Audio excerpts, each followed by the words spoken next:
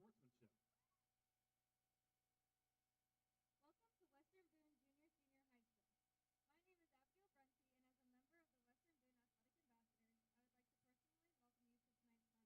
of the Western Boone Athletic Ambassadors, I would like to personally welcome you to tonight's contest. I hope that you will join me in promoting good sportsmanship by remembering that high school athletics is a fun and educational experience for us as student athletes. I strongly encourage you to show your respect for the student athletes, coaches, officials, and spectators that are present at this event by recognizing their performance in a positive manner.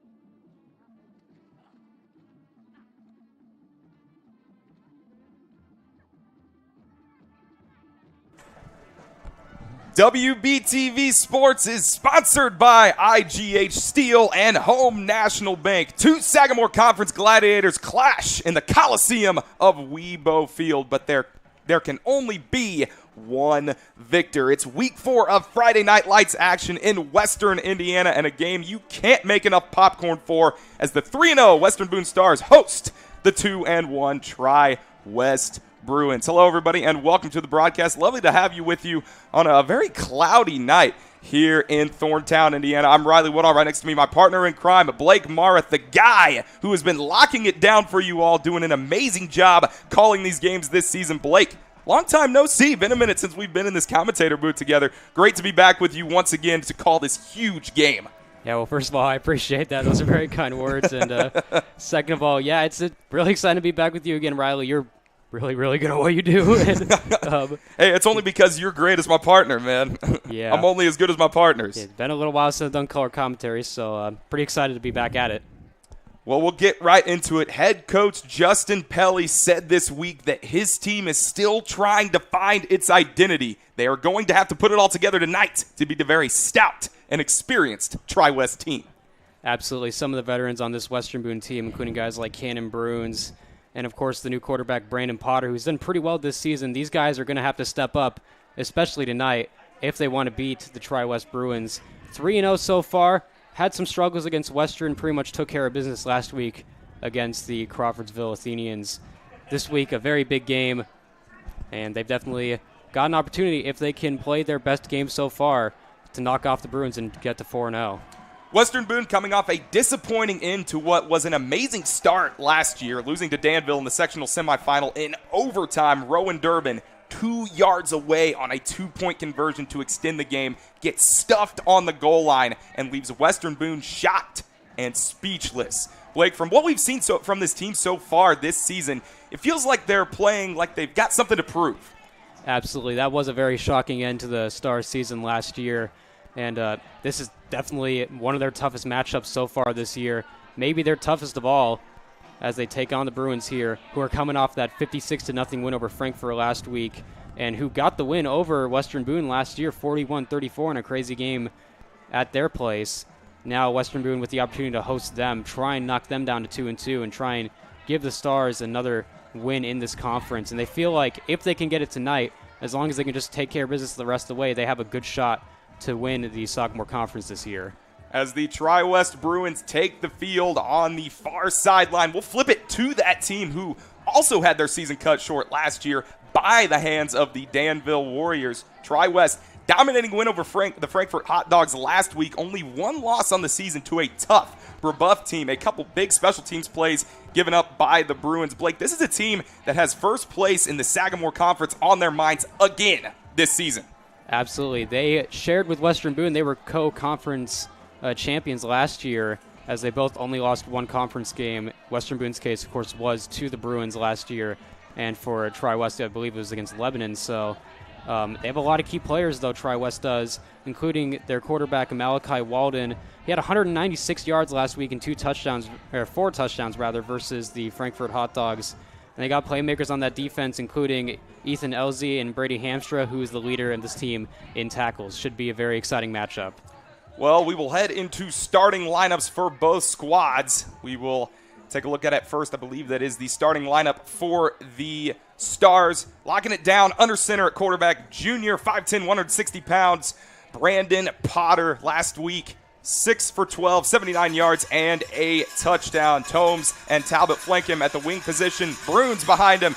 Needless to say anything else about Cannon Bruins this season. Not much He's incredible. Not much to mention about him. We'll take a look at the – go ahead. No, go ahead. He's insane. Yeah. I just want to mention that. He's crazy. If you didn't know, he's really good. He's really good at football. 8 carries, 65 yards. Also had a receiving touchdown of 29 yards last week. We'll flip it over to the TriWest starters on the field at quarterback. Malachi Walden, you already mentioned it, Blake. 6'1", 185 pounds. The junior stepping in, 9 of 14 last week, 196 yards, 4 touchdowns, as you mentioned.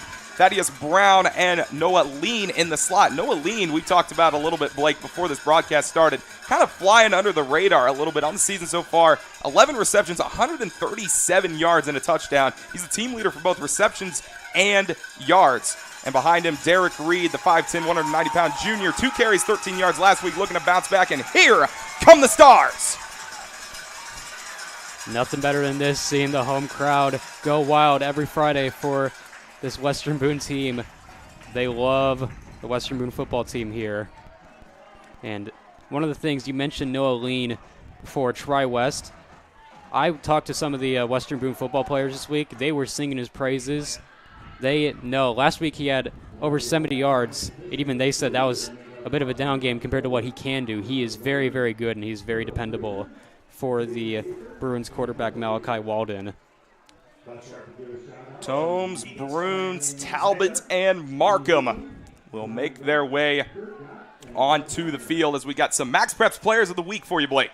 Yeah, Philip Talbot and Dylan Sheets were the two guys. 6-6 on extra points and 3 tackles and a tackle for a loss for Philip Talbot. Dylan Sheets, 26-yard pick six, 2 pass deflections, 3 tackles. We awarded him the Defender of the Week last week in the Stars win over Crawfordsville. It was a very, very good effort from him. That pick six really swung things back to the Stars. You see here some of the highlights from that game, the run game for the Stars. Cannon Bruins with 65 yards, Luke Jackson 29, Mason Tomes 26, Clyde McKeegan 39, 53 for Jacob Smith, Jaden Williamson 31, Carter Markham 17, 268 rushing yards for Western Boone last week. A very, very solid effort all around. On that defense, just mentioned a few of the guys. Cannon Bruins with a sack, 2 tackles for loss, 6 total tackles. Luke Jackson got half a sack. Drew Gott had a QB Harry and 3 total tackles. Marco Velasquez with a sack. Xander Venus with 1.5 tackles for losses and 3 total tackles. Just some of the guys on that team, including Dylan Sheets with the pick six. The Bruins offense against Frankfurt, Nolan Cooper had 93 rushing yards and 2 touchdowns. Noah Lean, 73 receiving yards and a touchdown. Also had 61 punt return yards. Eli Morgan and Cole Morgan getting it done through the air for the Bruins. Logan Anderson with a touchdown catch. And Malachi Walden, 9 of 14, 196, 4 touchdowns. Meanwhile, the defense, Nick Johnson had a sack. Caleb Pfeiffer had a tackle for loss. Jack Catt had a tackle for loss as well. Same with Spencer Watson and Ethan Elzey. And, of course, holding the Hot Dogs to 0 points throughout that game. Very impressive.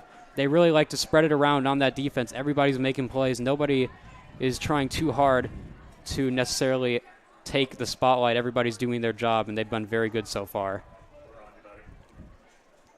As we bring you back in a series that dates all the way back to 1975. TriWest has a 2-game lead over the Stars, 19-17. They won 8 straight from 2002 to 2009. Webo started off the streak hot, started off the series hot with 6 straight wins against TriWest. They did not play each other from 1981 to 1990. First win for the Bruins came in 1991 as we get set to go here. Kicking off for the Bruins is number 37, Cortland Williams. He handles all the kicking for the Bruins. Back deep to receive for the Stars. It is Marcus Fortner and Mason Tomes. Their heels to the goal line. It's a game that everybody had circled on their calendars. The 2 best teams in the Sagamore Conference. Get it going here at Western Boone High School. Short kick is going to be fielded by Fortner at the 5. He takes it, moving up the field, gets a block, trying to follow his blockers, has some room, running up the middle, and he's finally brought down at the 31-yard line. Great starting field position for Western Boone, and here comes the offense, Blake, led by Brandon Potter. Yeah, Brandon Potter's been very good so far, very efficient whenever he's asked to throw the ball. Last week you mentioned it's 6 of 12, taking care of the ball. He hasn't thrown an interception all year, really has not put many passes in harm's way. And especially that Week 1 game against Sheridan is the one that stands out to me. He was very, very good through the air, hardly missed any passes, and had a lot of great throws throughout that win against Sheridan. 21 of 40 this season, 322 yards, 3 touchdowns. He's under center.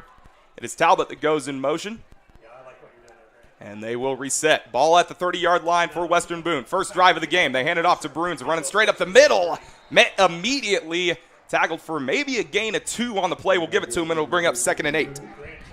One of the guys I saw in there, Griffin Cole for TriWest on the tackle. Don't see that very often. Cannon Bruins only getting a couple yards on a carry. Normally he's able to get a little more than that. So pretty good first play for the TriWest defense. Obviously, one play does not tell who's going to win the game. Very experienced defensive front for the TriWest Bruins. Potter under center once again. He takes the snap back to pass, guns it to the sideline. It's caught and strung out of bounds. Maybe a gain of 5 on the play. It looks like he tossed that one to number 22, Carson Saunders, to be maybe, call it a gain of 4 on the play. And it'll bring up a 3rd and 2.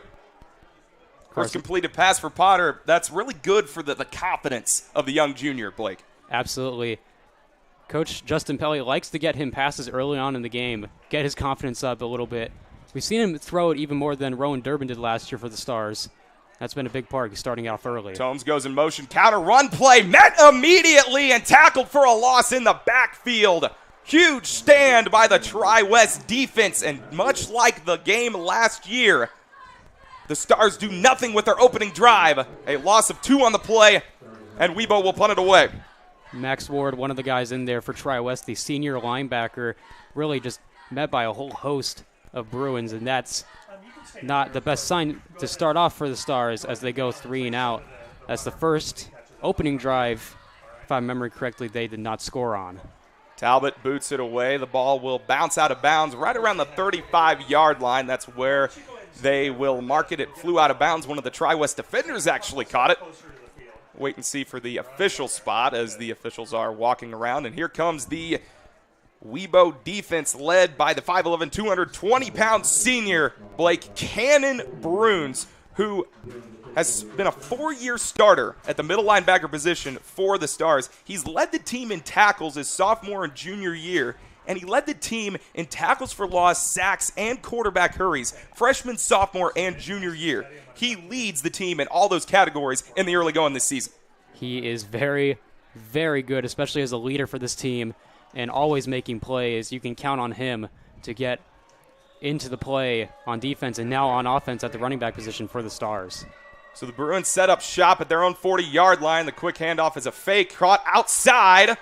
It's Lean, who's met immediately. Maybe a gain of 2 on the play. A great tackle by Fortner.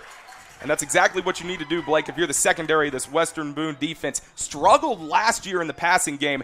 Great play here by Fortner. Yeah, absolutely. Fortner in there. But first off, it was Dylan Sheets who made the initial hit, and Fortner got in there to slow him down, as well as number 31, Philip Talbot, who's been all over the field for the Stars. Good stop on first down. Spread formation for the Bruins. Ball at the 42-yard line. Walden fakes it. Going to take it to the right side. Met immediately by Talbot and dropped. Another short gainer for the Bruins, and it's going to bring up a 3rd down and about 6 for the Stars. Great chance for Webo to get off the field, Blake. Absolutely. Philip Talbot and Marcus Fortner, or Carter Markham, rather, had Fortner on my mind from the last play still, but getting in there immediately, 31 and 32, 2 team captains. Big play here early on 3rd down. Trips to the short side of the field. Walden in the gun. Talking with the line, looking back over to his sideline. As Reed shifts over to Walden's right. Listen to this crowd. Crowd getting into it here, sensing their team can get off the field. Walden takes the snap, fakes it, guns it to the sideline. Caught. Making a move down the sideline. Can he get there? Yes. It's caught by number 80, Cole Morgan. I believe they're going to give that a 1st down. He was a couple yards past the 1st down marker.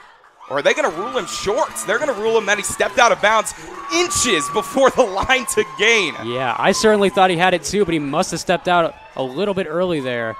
Brings up 4th down.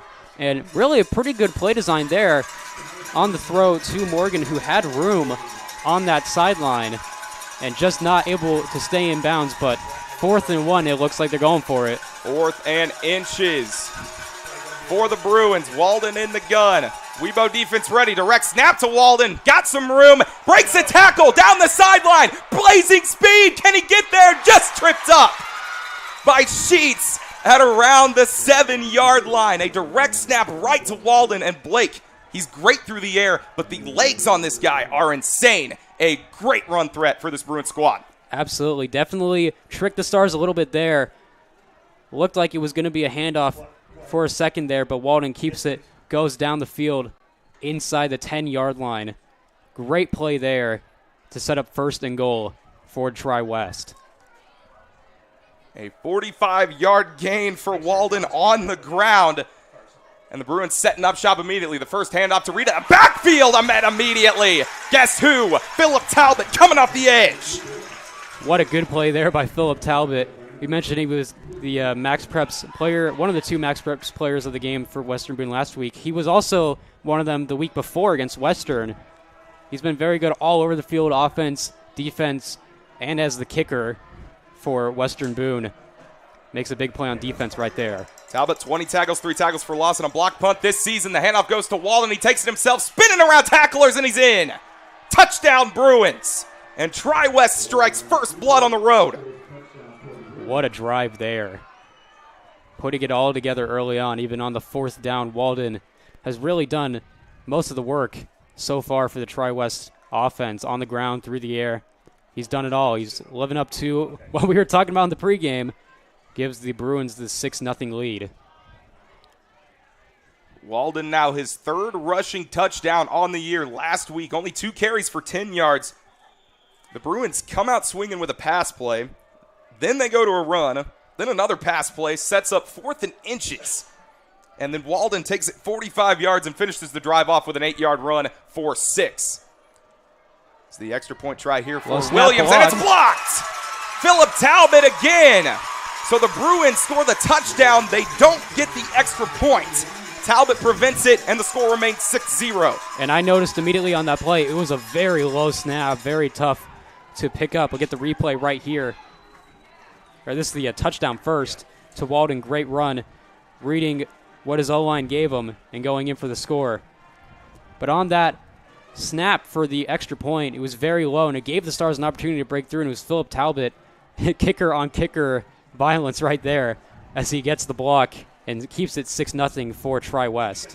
You know, it's rare that you see that sometimes. The kicker that's stepping in also as a defensive end. Talbot, got to be in good shape to be able to play that much football every Friday night, Blake. Absolutely. Can you imagine Adam Vinatieri going on and blocking another man's kick? I think that'd make him sick. I can't say I can. But that was a great play right there. Tough series for Western Boone on defense, but at least they get the block, and if they can't score a touchdown, they got a great chance to try and take the lead. So once again, Williams 2, booted away wearing number 37, TriWest in their all-white away unis with a gold helmet. Western Boone in their classic red with the blue stripe down the middle helmets, the blue jerseys, and the red pants. Williams sends it off. It's going to be heading Fortner's way. He fields it at the 2. Fortner making a move, stutter steps, and is hit hard around the 25-yard line, call it the 26. And so 5 yards back from where they started their first drive of the game go the Western Boone Stars. And that's another thing I've noticed early on here. Western Boone normally able to do a little bit better on these kick returns, having a tougher time against TriWest. The special teams for TriWest has done a good job. Still not terrible field position for Western Boone. Past the 25-yard line here, and they're around the 30 on the last drive. 26.5 kick return yards average per return last year for the Stars. They go spread formation. Potter under center. They hand it off. Bruins running up the middle, shakes a tackler, and then is finally gang tackled, but not after a gain of about 7. Call it 8. Solid run there. The spin by Bruins to pick up the extra yards and make it a much more manageable second down. 2nd and 3 now for Western Boone as we're only about less than 5 minutes into this game. Bruins 35 carries, 254 yards, 3 touchdowns. He's averaging 7.3 yards a carry this season. 2nd down and 3, ball on the 34. Similar formation for the Stars. Potter under center, Bruins very close behind him. Potter going to take the snap, guns it to the sideline, and it looks like they're going to call it incomplete. They said it hit the ground. It would have been a first down for Carson Saunders and company, but nonetheless, it's going to set up a 3rd and 3. Yeah, that one, pretty solid throw by Brandon Potter, just not able to bring it in was Carson Saunders. 3rd down now for Western Boone with about 7 minutes left here in quarter 1. This is a big play right here early on in the game to try and swing momentum towards them a little bit after that first drive from TriWest. Saunders only 2 receptions this season for 16 yards, 3rd and 3 at the Weibo 34. Potter going to give it off to Bruins, trying to follow his blocks and taken down very close to the line to gain. Going to be interesting to see what they call. I think they're going to mark him just short. And what do you do here if you're Justin Pelly and company, Blake? Well, it wouldn't shock me at all to see the Stars. They're going to give it to him. Okay, they are going to give him the first down. They're going to say the nose of the football reached it just barely. Looked like it was going to be a 4th and short. Nonetheless, it turns into a first down run for Cannon Bruins. Well, I wouldn't have been shocked there if it were 4th and 1, if Coach Justin Pelly went for it. He's got a lot of confidence in his guys, and they go for it on 4th down a lot. We've seen it a couple of times, even with passes from Brandon Potter, but not needed here. First down, Western Boone. Potter in the gun for the first time this game. Hands it off to Jacob Smith, who's met immediately. He'll be lucky to get back to the line of scrimmage. Give him a gain of 1 on the play. And early on, the Western Boone run game has really struggled on the first few plays here.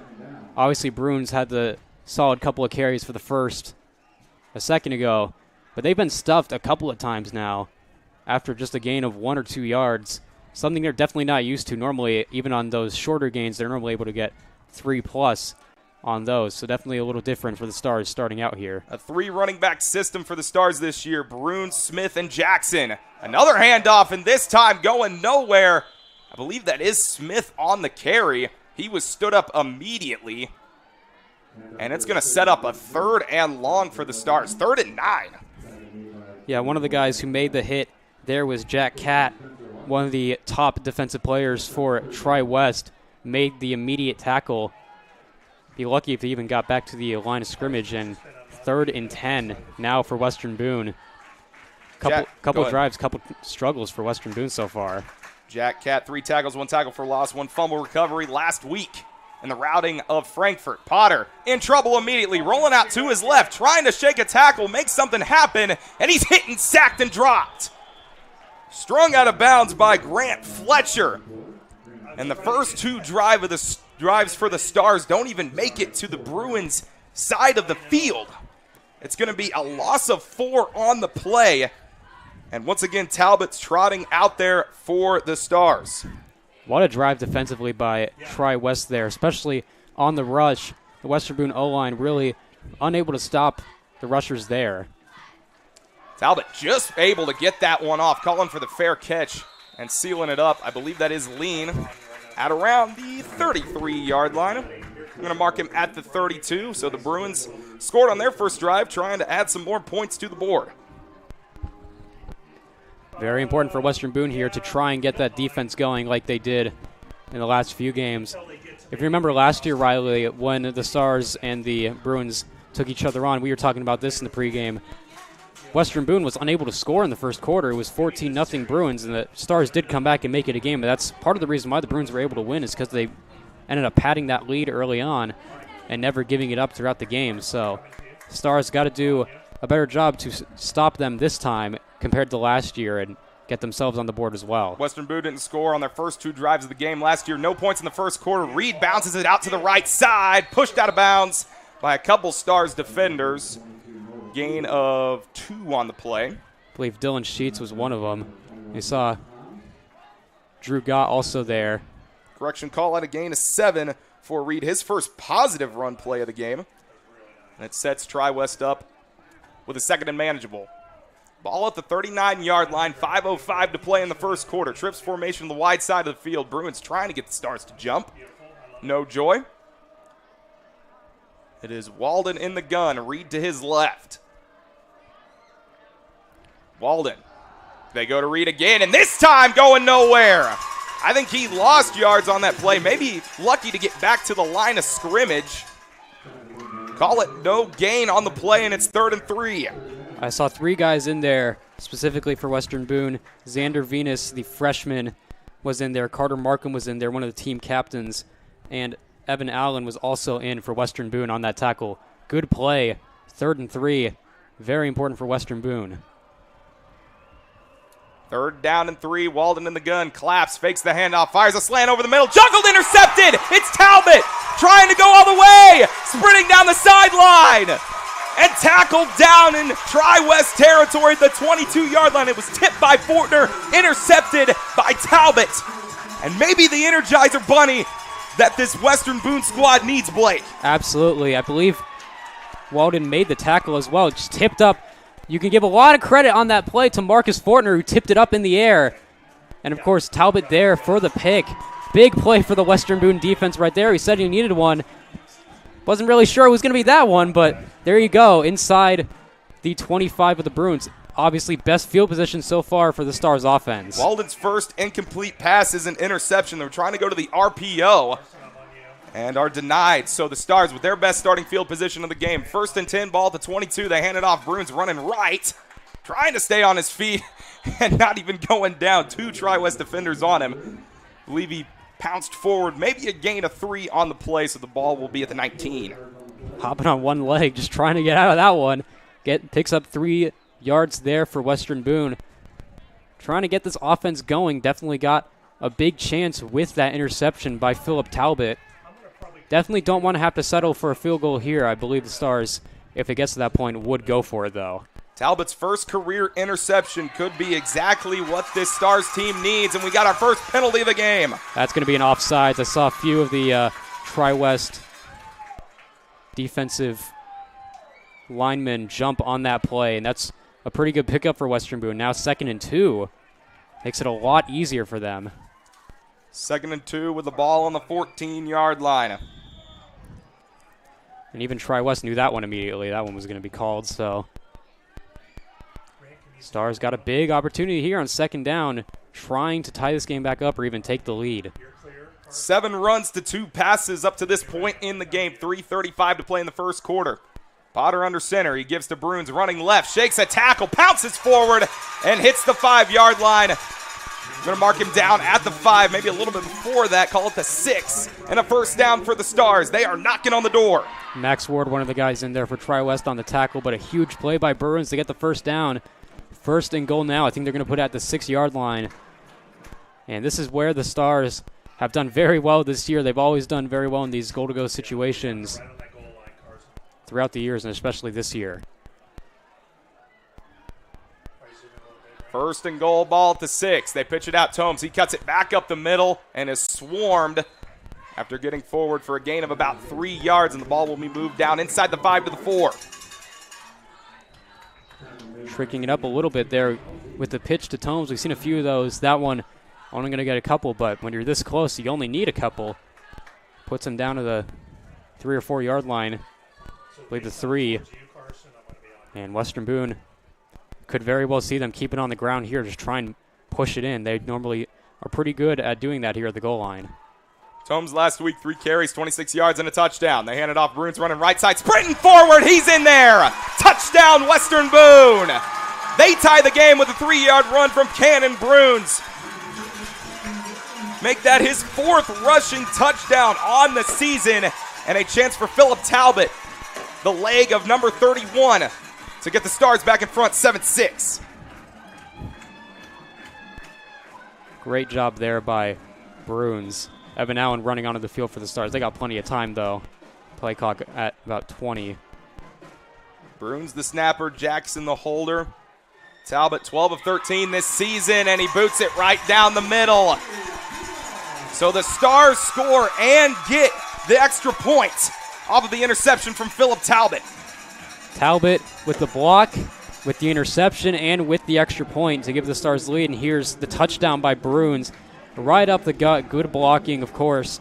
Able to find room, and Talbot's extra point to go with his block, to go with his interception here in the first quarter, gives the Stars a 7-6 lead. He's already on track for another Max Preps Player of the Week for Western Boone. Have yourself a game, Philip Talbot.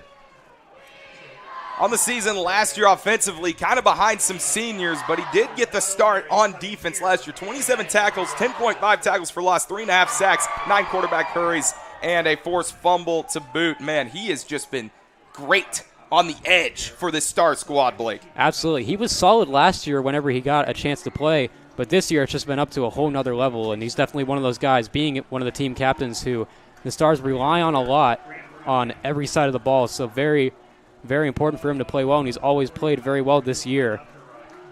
Good job by him in this game so far, and he's made the difference. Stars could have fallen pretty far behind if it weren't for some of the plays he's made, but now they got the lead. Brady Hamstra and Jimmy Sorgi back deep to receive. First kickoff for the Stars this game.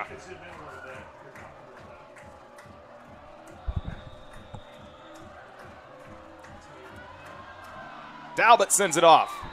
Kind of a low liner kick is going to be fielded by Sorgi. He's going to let it bounce. Play was stopped immediately.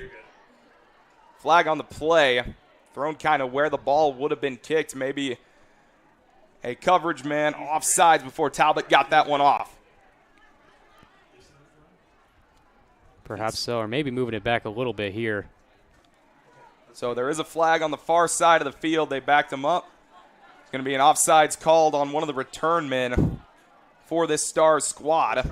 And so it backs him up 5 yards, and now Talbot will have to send it off from the 35. And in the season opener against Sheridan, Blake, this wasn't really a problem for Talbot. He got backed up a couple yard markers in that game and then sent it away all the way for a touchback in that game. So no problem for number 31. Absolutely. He's got a powerful leg. He got a 70-yard kick in that game, which went for a touchback.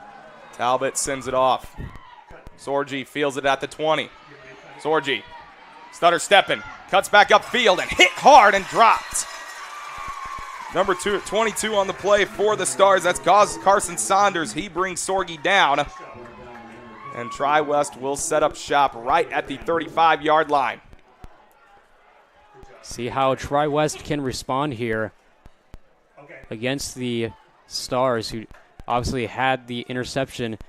We'll see how Malachi Walden does, because that interception, it was a tipped-up ball. Only partially his fault because it was in tight coverage, but got tipped up and intercepted. See if it affects his confidence at all, but he's been pretty good this season, so I could definitely see him bouncing right back and trying to lead the Bruins downfield, but the Stars' defense very tough.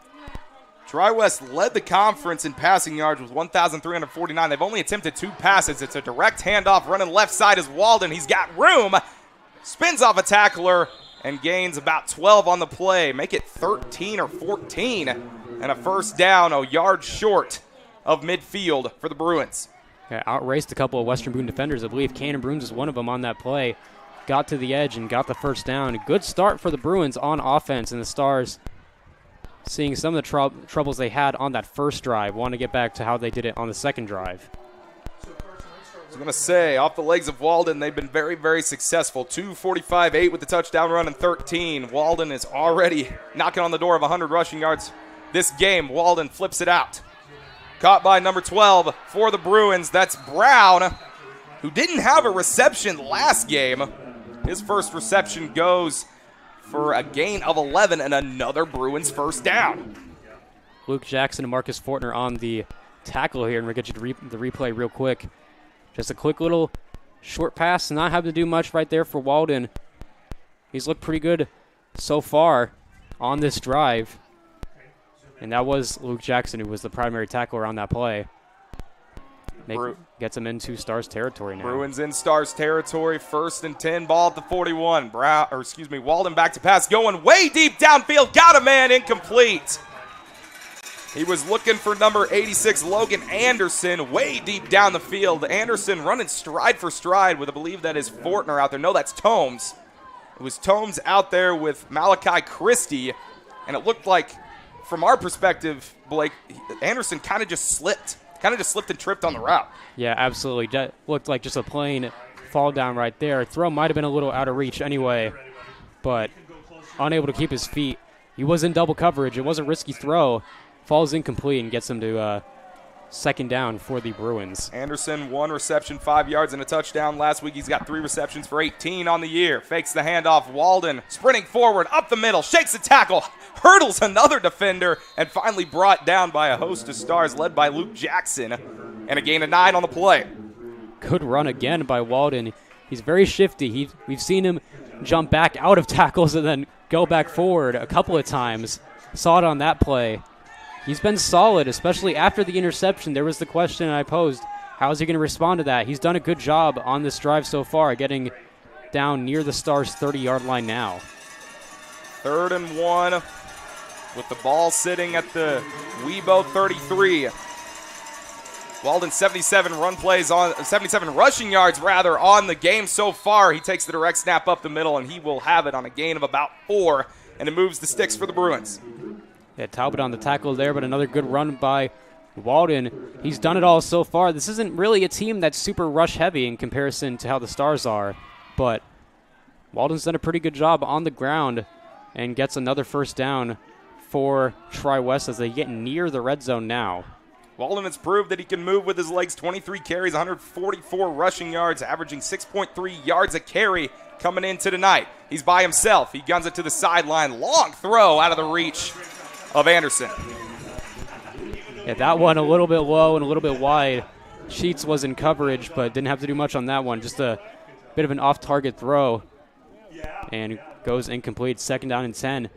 Didn't really affect the Bruins much on the last series when they had an incompletion, and then immediately picked up 9 right afterwards with Walden on the ground and then got the first down. So we'll see if that's different this time. TriWest was 6th in the Sagamore Conference in rushing yards with 952. They're much more of a passing team historically, and that's going to be a flag immediately. Two Bruins receivers went in motion at the exact same time, and the play was blown dead immediately. Yeah, definitely. I noticed that. The Western Boone home crowd noticed that. Definitely. It definitely heard a couple guys go, hey! But getting the penalty there, that's going to help the Stars make it much longer conversion for TriWest. We'll see how much they back it up. I believe it's just going to be 5 yards, but 2nd and 15, a lot harder to convert than 2nd and 10. See how the Bruins respond after that mistake by the wide receivers going in motion at the same time.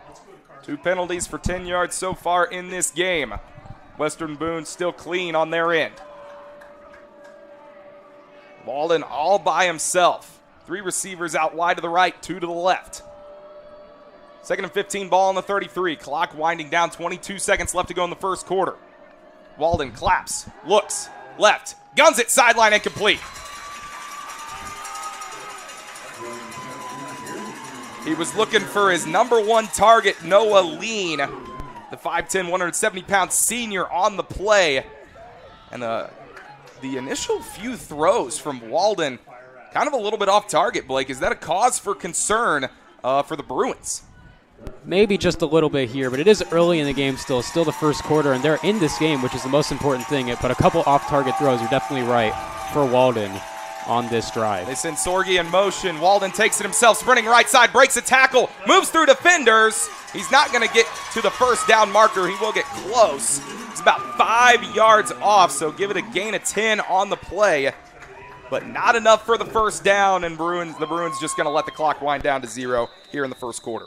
Good play by Mason Tomes on the tackle. A couple of Stars missed it right there, but the fact that he was able to get it, very important for the Stars because he really didn't have many defenders left in front of him, did Walden, so could have gotten the first down, but makes it 4th down, and we'll see what they do in the next quarter. 7-6 our score. Webo with the lead as we head into quarter 2.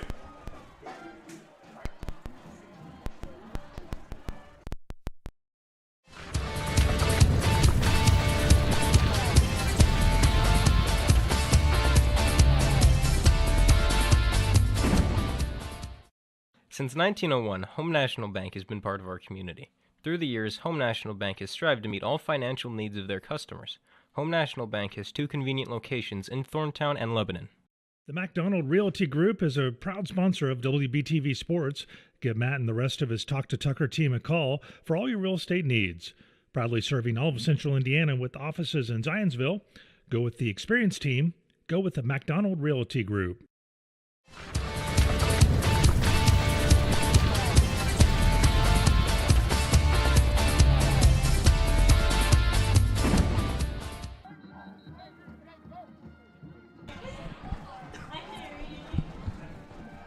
Well, TriWest scored the first points of the game off of the first stop. And the Stars were unable to do anything on their first drive. Webo unable to do anything on their second drive, and then the Bruins throwing that pick. Walden throwing that pick to Talbot. It was tipped up by Fortner. Talbot set up the Stars in great field position, Blake, and that's what set up the Western Boone score, and that's why they're ahead 7-6. And it looks like the Bruins offense is staying out on the field. Spread formation, Walden in the gun. He sends Lean in motion. He swings it out to him, missing the tackle.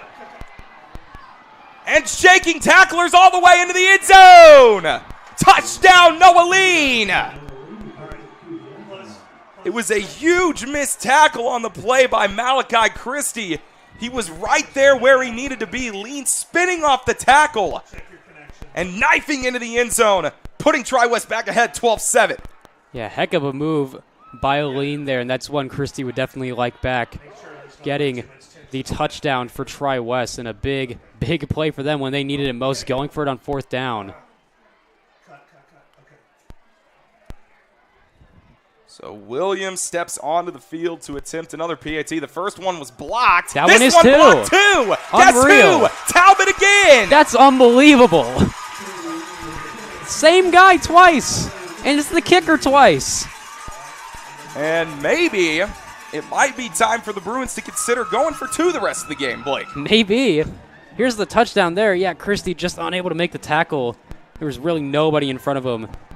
25 yards for Noah Lean, who was very, very quiet. Well, I wouldn't say very quiet last week. 2 receptions, 76 yards, and a touchdown. Last year, 55 receptions, which led the team 666 receiving yards and 5 touchdowns on an amazing TriWest squad that is an air raid style offense indeed. But the extra point blocked, and the score remains 12-7. Yeah, absolutely. TriWest does it a little different than a lot of the other Sagamore Conference teams. A lot more pass heavy. You see, like Western Boone, for example, they're a lot more run heavy. You see a lot of the Sagamore Conference teams keep it on the ground. TriWest does it different, and it works for them. They got the players to do it each year, and they've got a very good football program. And obviously, having a quarterback like Malachi Walden, even when he had some missed throws earlier in this game, staying on target when it matters most and getting the touchdown there definitely helps TriWest. And getting the receivers like Lean to make the plays also very important. Noah Lean on his career coming into tonight, 67 receptions, 804 yards, and 6 touchdowns. Been very effective in the receiving game for the Bruins as Williams sends it off. Tomes Fields at the 15. Tomes shaking tackles. We know he can fly. Stays on his feet and finally wrestled to the ground at about the 34-yard line. Call up the 33. Good return for Mason Tomes right there. The best starting field position for the Stars outside of that drive from the interception by Philip Talbot so far. See what they can do with it, going now down the opposite side of the field for the first time in this second quarter. It's funny how a couple minutes have passed by in this quarter, but only 14 seconds of actual game time have gone by because it was just one play there for the score. 3 of the Stars' 4 drives this game have started in their own territory, back anywhere between the 30 and 40-yard line as Potter goes under center. He fakes the handoff, keeps it himself, running left, and is hammered out of bounds hard. Wow. What a hit by Jack Catt, the 5'9 junior, bringing a little bit of mayo to this game. Yeah, you don't see Potter do that a lot. Does not really keep the ball very much. He has done some QB sneaks, some draws up the middle. Might be the first time that I've noticed that he's run it to the side of the field. Only able to get a couple there, but definitely changing up the play calling a little bit is Western Boone. About only 12 carries this season. They send Tomes on the jet sweep, running right, in trouble, shakes a tackle, cuts up the field, and brought down after a gain of about 3. Flag down as came well. in immediately. Going to be interested to see what they call here. And it's going to be holding on the Stars offense. And that's not going to help either. Had a 3rd down and intermediate did the Stars. Now it's going to be 2nd and long, assuming this is accepted. The first penalty of the Stars committed this game. The officials still talk it over, and they will march them back. So the Stars are going to be looking at a 2nd and 18. Blake, I know it's still kind of the early going second quarter with 11:34 to play in the half here. Potter's only attempted 2 passes. Do you think if you're Pelly, you open it up a little bit? I mean, the run game has kind of done you good here and there, but you haven't broken off those big 10, 12, 15-yard runs that these Stars fans are used to seeing. I would definitely be surprised if they don't open it up a little bit more through the air. It's clear to me that Coach Justin Pelly really trusts Brandon Potter, and he has good reason to. He hasn't thrown an interception this season so far. Doesn't have any turnovers, and trying to pick up a lot of yards and make sense if they go to the air. Pelly thinks Potter's got potential. He's back to pass, gunning it to the sideline. Did he make the catch? He did. Nice hands by Carson Saunders, and it makes it a 3rd and manageable for the Stars. Going to be about a 3rd and 6. So a pickup of 10 yards on the play.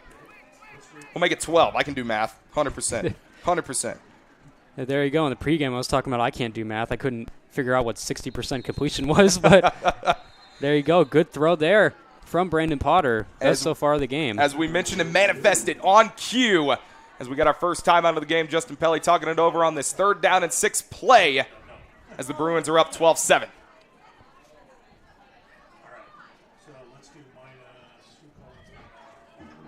See here.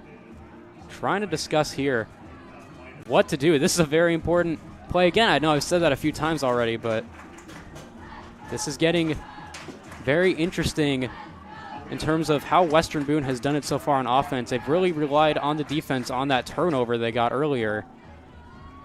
And now having a 3rd down and 6. This is very manageable for the Stars. We've seen them pick it up before, but this Bruins defense has, well, for lack of a better term, been Bruin tonight.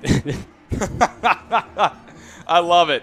As the TriWest student section jumps on the far sideline, a very loaded crowd tonight. I don't really see a whole lot of wide open spots on either grandstand, on either side.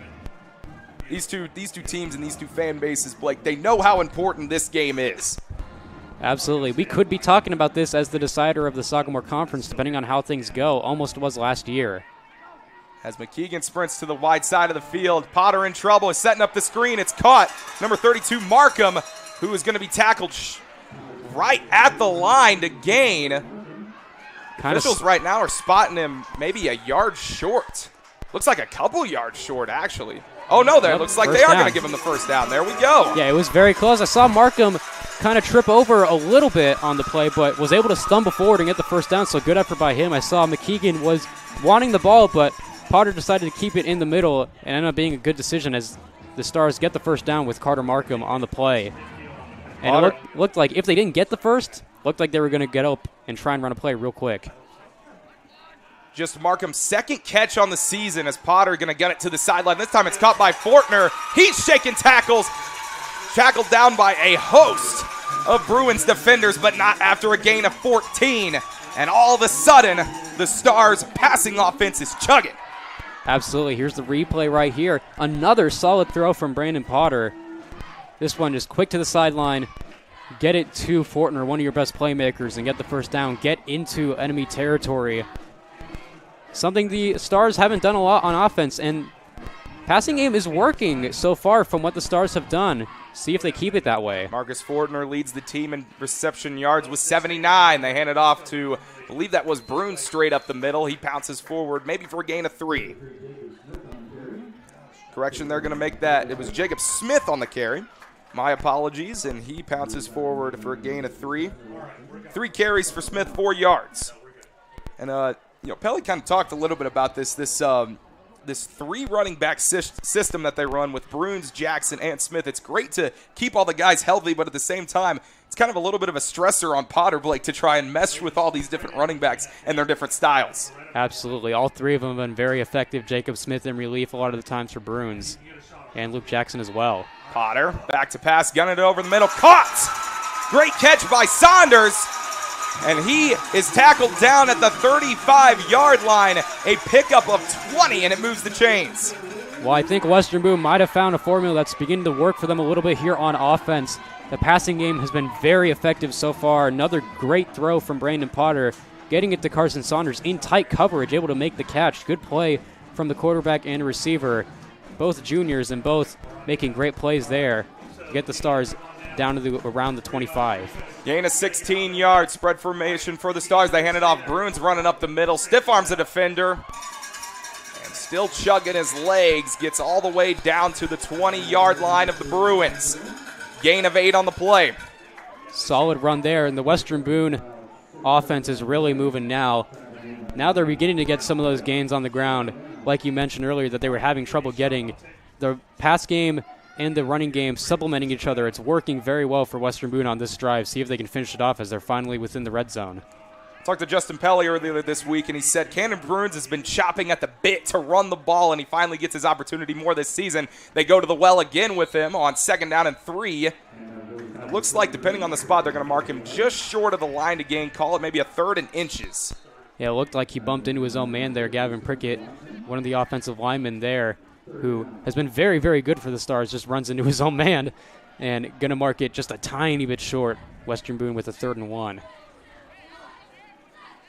Justin Pelly had nothing but high praises for Cannon Bruins. He said nobody else has worked as hard as him in the weight room and in studying. He's dedicated his life to the game of high school football. He mentioned he's getting attention at the next level, but that's the last thing on his mind. He's really focused on high school football, and big opportunity to help his team out beat a tough TriWest team.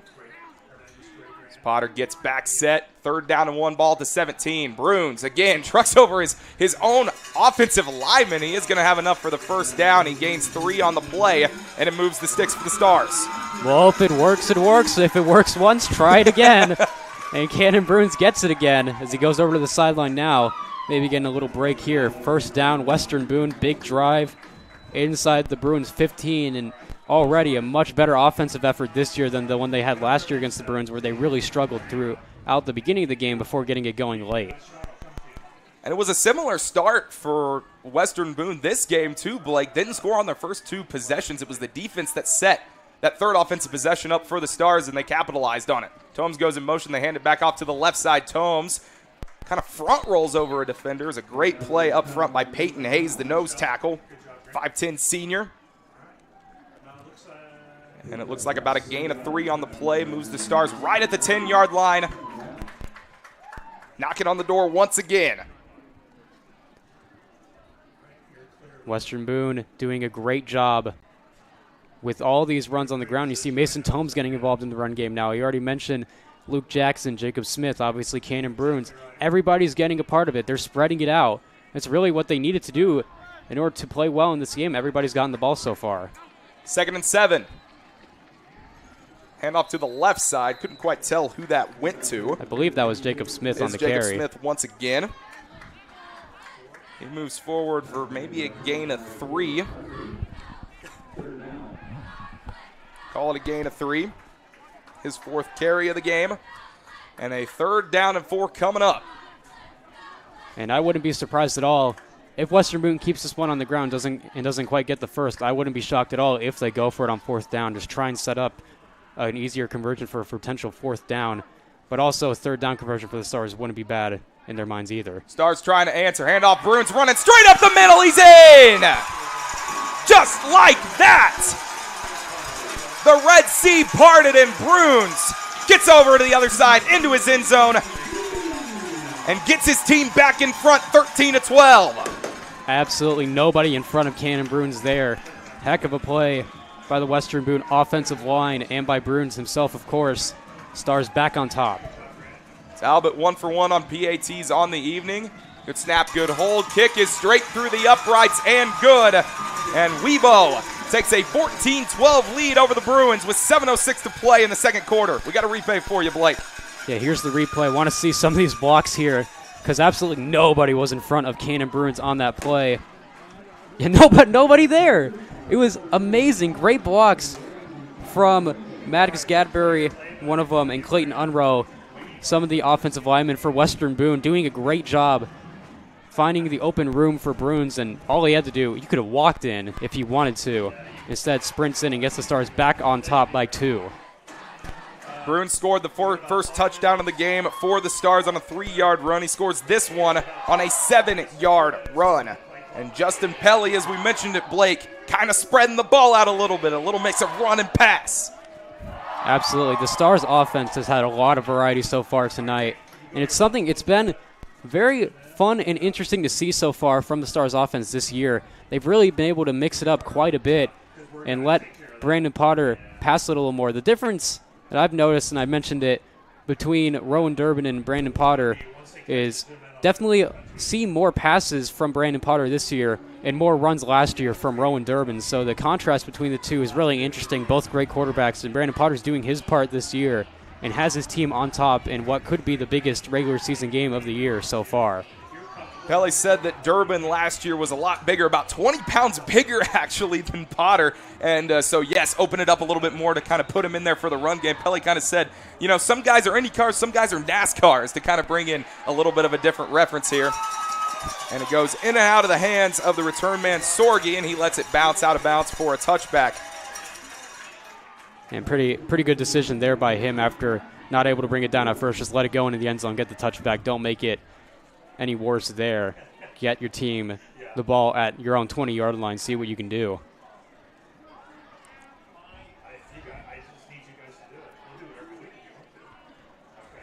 Some of these guys on the Stars defense, they're ready. Had some difficulties, also made some big plays so far. It's been really up and down for the Stars defense to this point. They want to keep that consistency and get another good drive. As the junior Malachi Walden comes back onto the field, he's working out of the gun. Sends a man in motion to the left side. That's Brown. Handing it off, bouncing outside. That is Reed. He's in trouble, and he's brought down. Didn't like what he saw on the left, so he bounced it out to the right into the face of Philip Talbot. And guess who? Another guy on the pursuit, Cannon Bruins. No surprise there. Was one of the guys able to bring him down, ran into a whole host of Stars, and gonna lose, looks like about 3 yards on the play. Very, very good start for the Stars defense. And the TriWest offense trying to respond to that long touchdown drive by Western Boone. Some difficulties on the first play here, but still plenty more that they can do. Reed, 284 rushing yards on the season. He's got 4 carries tonight that have gone for 3 yards. As Walden slings it out. Caught. It's Brown. Spinning away from a tackler, but not going to get much more. It was a nice pickup on the play. Give him about 7, I believe, and it'll set up a 3rd and 4. Yeah, solid pickup there from Brown, who saw him stick out the ball. A little bit dangerous. He looked like he was on the ground anyway, but had he lost control of that before he'd gone to the ground, might have been a big problem for the Bruins, but able to keep it and make it 3rd and manageable here for TriWest. And the Western Boone Stars crowd getting into it. 3rd down and 5, ball at the Bruins 25. Walden, slant over the middle, and it's caught. Brown, who caught it, spun around, reached for the line to gain. He didn't need to. He was about 3 or 4 yards in front of it, but a pickup of 7, and the Bruins move the chains on a critical 3rd down, Blake. Absolutely huge play there from him, and he did that on the last play, tried to stick it out and get the extra yard. Didn't really need it, but sticks out again, gets the 1st down. Big play. Mason Tomes made the tackle there, and a very accurate pass there from Malachi Walden. Walden. Hands off Reed, running up the middle. The speedster. Met immediately and dropped. Wow. What a hit. Mason Tomes. Tomes again. Back-to-back tackles. That one, a huge one. Feel the impact from up here. It was a gain of 3. Reed just running forward and bang. Right into Tomes. Thought he had green grass in front of him. Tomes, who, you know, he's not the biggest guy. I mean, 6 foot 170, pretty decent size, but not the biggest hitter on the team. But, man, great form, great tackle. 2nd and 7, ball at the 38. They hand it off. Reed running again. Reed shakes a tackle, puts his shoulder forward, close to the line to gain. Looks like they are going to give him the 1st down and pick up a 7. Good run to the right side there. We'll give him the 1st down. Looked like they might mark him short for a second there, but they'll give him the 1st down. And they saw Tomes, who had made the last 2 tackles, was on the other side, so they go right, and this time able to break through for the 1st down. It was Brady Hamstra who carried that ball. My apologies. Wasn't Derek Reed. Hamstra, just his 4th carry of the year. Came in with 3 carries, 26 yards. 1st and 10 at the 45. Walden direct snap to himself. And he'll reach forward, maybe for a gain of 1. Minute gain. Nice penetration from the Stars' defensive line. And Philip Talbot and Carter Markham once again in there. I believe Jacob Smith as well out there. Those 3 were some of the guys I saw in there by the Stars defense getting the tackle. Good job by all those guys. Make it 2nd and 9 instead of much better what could have been for the Bruins. Stars defense has not always been the biggest, but they've been the fastest in the conference. The handoff goes straight up the middle. It was Jack Catt, who is the buck position for the Bruins, number 34, the 5'9 junior, who last year had 20 carries for 41 yards and 3 touchdowns, rotating in. So a similar 3-man running back system for the Bruins, and nice way to keep your guys healthy. Always a good deal. Absolutely. I believe Luke Jackson's the one who just barely got him on the ground. 3rd down and 5. Walden gives way. Catt lowers his shoulder, reaching the line to gain. And I don't think he got there. Mark him 2 yards short. It'll be a 4th and 2. Cannon Bruins and Xander Venus, the two guys on the tackle, particularly Venus, who was able to make a very good tackle there for Western Boone. 4th and 2, huge play.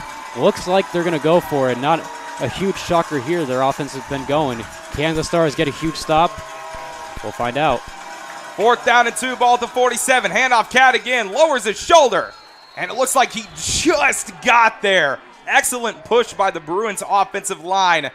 And once again, TriWest moves the chains on a critical 4th down play to keep their drive alive. Absolutely great play there to just barely get that first down. It did definitely look like he got right to the mark. First down into Stars territory here. Bruins offense moving. Walden, direct snap to himself. Sprinting forward and then hammered and dropped. I believe that was Luke Jackson on the tackle. Great play by number 6 coming in from his outside linebacker position and holding Walden to a gain of 3. He's been all over the field so far on the defense for Western Boone. Of course, he's gotten some offensive carries at the running back position as well. So good job by Jackson to get the tackle, minimize the gain, only make it 3 yards. Getting down in the last couple minutes in this half. If TriWest can go in with a lead, it'd be big for them, but same with the Stars if they can get a stop here. Jackson led the team in tackles with 7. He also had a half tackle for loss and a half sack. Walden by himself in the gun. Looking.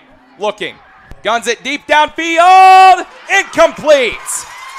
Great defense by Marcus Fortner. Bruins have taken a couple big shots there, Blake, and they haven't been able to connect on them. Great defense by the Stars secondary. Absolutely. Heck of a play here. Look at it downfield. That is a difficult play to make. Very, very tight coverage in stride. Heck of a breakup. Stars get it to 3rd and 7. 3rd down and 7. The Bruins have converted a 4th down already on this drive. Can they do it on 3rd down? Ball at the 42. 2:06 to play. Lean goes in motion. It's a jet sweep. Shakes a tackle. Trying to move around. Flag on the play. Stiff arms the defender. And he's brought down past the 40 at the 41-yard line. I wonder what they're going to call here. Flag came in midway through the play. Interesting here. And crowd's cheering. Looks like it's going to go against TriWest. Potentially a holding call. I don't know for sure. And we'll wait and see just a moment. They've tried to get Lean the speedster in space a handful of times. If anything, I don't think it was a first down regardless, but it's going against the Bruins right here. So the hold will back him up 10. That's the official call. That moves him all the way to the 49-yard line. 3rd down and 14. In this case, Stars just got to make sure they don't let that big play happen. Try and hold the Bruins to a small gain here and try and make them have to force them to make a difficult decision on the 4th down whether to go for it or not. Bruins, of course, trying to get that first down.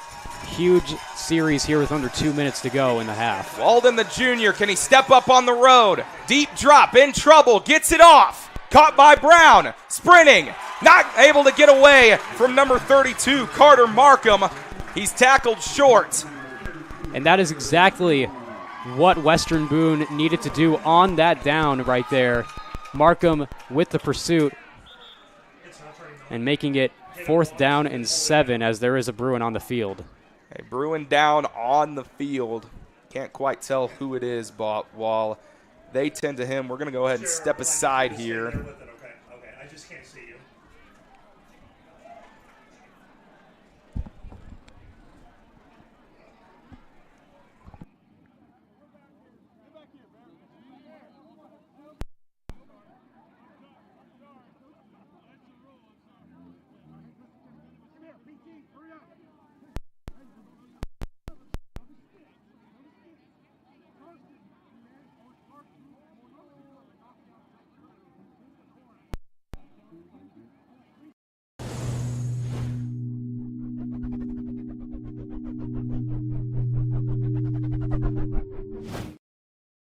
Whitaker Glass and Mirror, located across from the Lebanon Municipal Building, has been serving the Boone County area for nearly 15 years.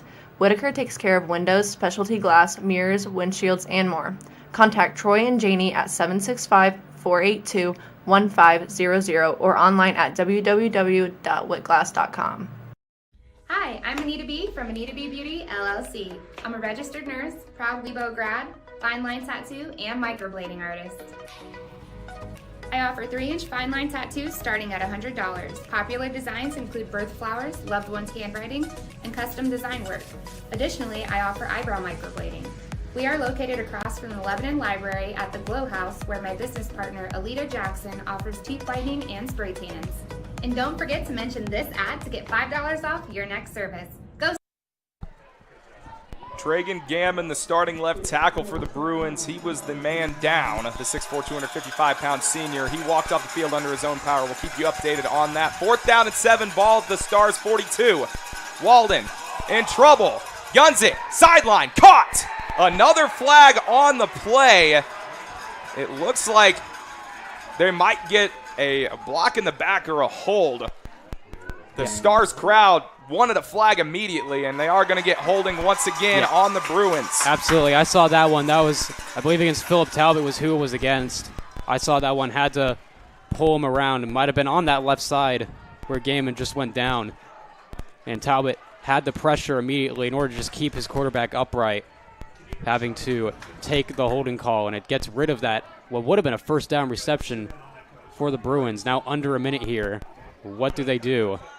That's the Bruins' 4th penalty of the game. 4 penalties, 30 yards. That's going to back them up to a 4th down and 17.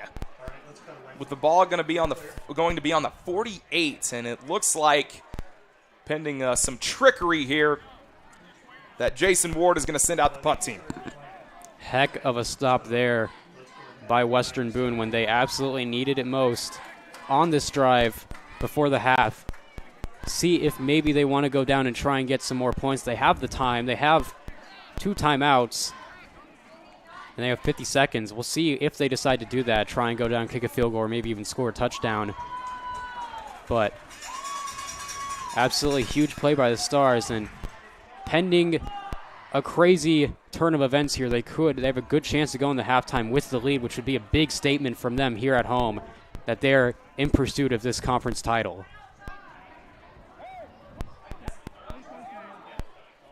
I'm really interested to see what happened here because it looks like the Stars' offense is on the field. We're not going to have a punt. It's just going to be a first down. I don't know. Okay, so I think maybe that pass might have been incomplete.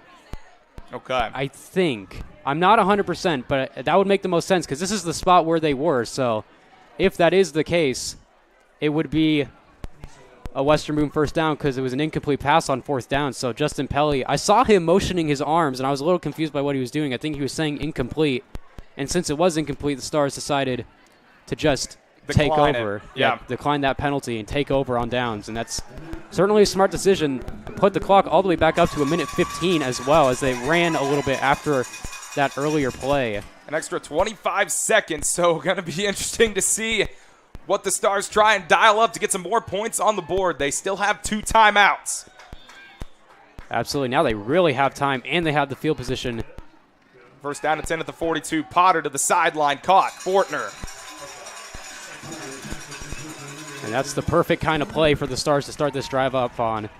Get a quick out to Fortner. Get him out of bounds. 3 seconds off the clock on that play, and a solid gain makes it 2nd down for the Stars as they try and get into Bruins territory and try and get some more points on the board and try and extend their lead.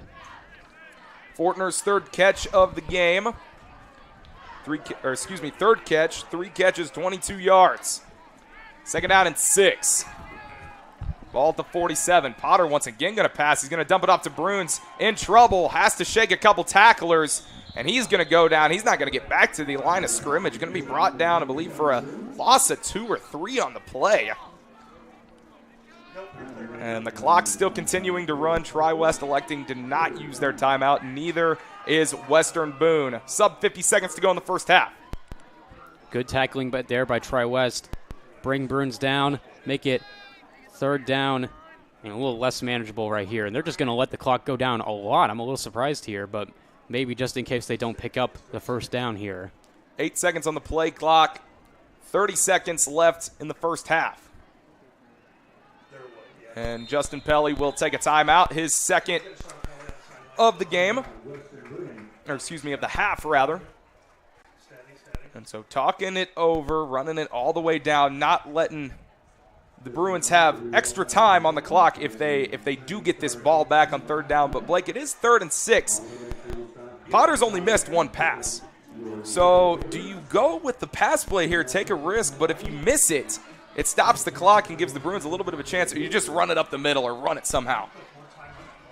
Well, that's a very interesting situation there because Potter's been very accurate so far tonight, but that is a big risk. You never know. He hasn't thrown an interception this year, but we even saw it earlier in this game when Walden had the tip pass that went for an interception, the tip by Fortner and the interception by Philip Talbot. So it'll be interesting to see. If they do go with the pass play, I would be shocked if it's not just a quick, safe pass. And very interested by TriWest not taking their timeouts there. They have 3 of them, electing not to take a single one on this drive. Even when they had a chance, they could have had about 50 seconds to work with, try and get a third down stop and try and go down the field. Maybe just trying to bring this one into halftime, except that they're down a couple points, and get it right for the second half. Essentially try to get out of the half. TriWest Potter will out receive wide. the ball to start the game, or start the second quarter. It's a trickery play. Ball is loose. Falling on it is Potter. Disaster avoided. Holy cow. For the Stars offense. I believe it was Talbot that was in the gun. Potter was out wide. Tomes was supposed to get the ball on the little trick play. And the ball fell down. 15.6 seconds left on the clock in this half. So remember when I said I would be shocked if they didn't go with a safe pass play if they went with one? They went for a trick play. They did. So just ignore my analysis there, but wow. They put Potter out wide, and they snapped it. I didn't even catch who it was who had the snap. Pitched it back to Potter, and it was just not there. And Potter does a great job to get on it and avoid disaster. So all that talk about the Stars going into half with the lead, very much in question for a second there. Western Boone with 15 seconds left. I mean, they're punting it away now. Right. That could have been a big, big play that could have swung this game completely, given TriWest the ball with about 20 seconds left, deep in Stars territory. The superstar defensive end, Ethan Elzey, the 4-year starter for the Bruins, 6'2" senior, was right on Potter's heels. He was galloping for that ball, but nonetheless, Talbot sets his feet at his own 23. It's a high snap. Ball's loose. Potter. Excuse me, that's Talbot running around. What's he going to do? Trying to passes it forward now. It was a snap way over the head of Talbot. He had to improvise on the play. That is worst case scenario for the Stars. 8.4 seconds left. Bruins still have all 3 of their timeouts. The officials are talking it over. We're going to wait and see where they set this ball up. Yeah, absolutely. I thought Talbot might have gone for try and punt it away there for a second, but might not have had the room and just decided to keep it and run. That was, as you mentioned, worst case scenario for the Stars. 2 consecutive plays that have just ended in absolute disasters. And now TriWest going to get the ball again very, very deep in Stars territory. And we mentioned it, Stars trying to make the statement, but when you make plays like that, it makes it a lot more difficult. And TriWest getting some help from a couple mistakes from Western Boone. You saw Cannon Brune, superstar linebacker, running back for this team. He also snaps for this squad, kind of clapping his hands together in frustration. He knew it. Knew that one was on him. Oh, my goodness. This ball is on the 4-yard line. Holy cow. 8 seconds. They could absolutely, TriWest can absolutely get in here. I'm sure a ton of frustration on the Stars sideline right now as they had a chance to go in the half with the lead. They could still with only 8 seconds left, but definitely giving TriWest a huge opportunity to try and take back the lead. TriWest with all 3 of their timeouts, at least 2 plays to work with if you hurry. And absolutely, they can go for anything here. They don't have to go with a pass. They can run it and try and take a timeout if they don't get in. They got a huge golden opportunity. Can they take advantage? TriWest waiting for the official signal. Crowd getting into it as Justin Pelly still talking it over with the official on the sideline. Still some more disagreements here. It is Jack Catt, the man in the backfield for Walden, or with Walden. I know. Now some more discussion. A little curious to know what they're talking about. I really don't have any idea what it could be. Maybe the clock, maybe the placement of the ball, but because now there's 9.3 seconds on the clock now, so maybe it's a clock conversation. I don't know for sure. I don't know, very odd times right here in this game. Just a crazy last few minutes of real time and about 30 seconds of game time. Yeah. So now the Bruins will huddle back up to talk things over. The Stars with their backs against the wall, first and goal at the 4-yard line with 9.3 seconds. Blake, not very much time on the clock, but an eternity on the football field. Absolutely, especially with 2 timeouts, you can do any play you want. Just be careful with the ball. You could walk out of here potentially if you can't get in with a field goal, but this close, I would be shocked if the Bruins, if they get to that point, don't just go for it and try and get a touchdown here, even though a field goal would put them up by a point. So, especially with the troubles with those 2 extra points getting blocked, that would definitely surprise me. And I got the Jeopardy song playing here in the crowd. Coach Pelly and the coaching staff, livid, to say the least. We'll say pretty angry. One of the things he talked about when I sat down with him is, in a lot of positions, man for man, he mentioned that they're kind of outgunned. The Stars are kind of outgunned in several different positions. What are they doing now? Jackson is leading the Weibo squad. Maybe they're remarking it. I guess that's what they're doing. So they're saying the ball was tipped. It's an incomplete pass. Wow. So Talbot with the heads-up play fielded it way back in his own end zone and threw it forward at the last second. They're calling it an incomplete pass. Wow. That is an extremely smart play. I saw him do that, but I figured he had just stepped out of bounds with the way the officials were talking about it. But that is, once again, even with Philip Talbot having to go back and retrieve that when it went over his head, making another huge play for the Stars and still gives the Bruins an opportunity, but with 9 seconds left, 2 timeouts. And now they're moving the ball forward again. They can't decide where the ball is. Now it's at the 35, so still much better spot for the Stars than it could have been. So it was first and goal on the 4, then it was first and 10 at the 40, and now it's first and 10 at the 35. They just can't seem to make a decision where exactly it's supposed to go. Maybe just a mistake there, maybe on the wrong hash in that case. We're going to say the 35 is the final verdict, but you never know. The jury might still be out on this one. 9.3 seconds left. Again, not the best position, but you got a couple chances to potentially take a shot at the end zone if you're the Bruins. Absolutely, especially with Malachi Walden making some of the throws he's made. You can definitely see him trying to get a shot, trying to get one on the Stars secondary, but they've been pretty good as well so far this game. So it's time for the Stars secondary, if they want to make the play now and prevent any points, it's time for them to make the stop. 2 timeouts, as we mentioned, for TriWest. Just cross our fingers that the 35-yard line is where this ball will be.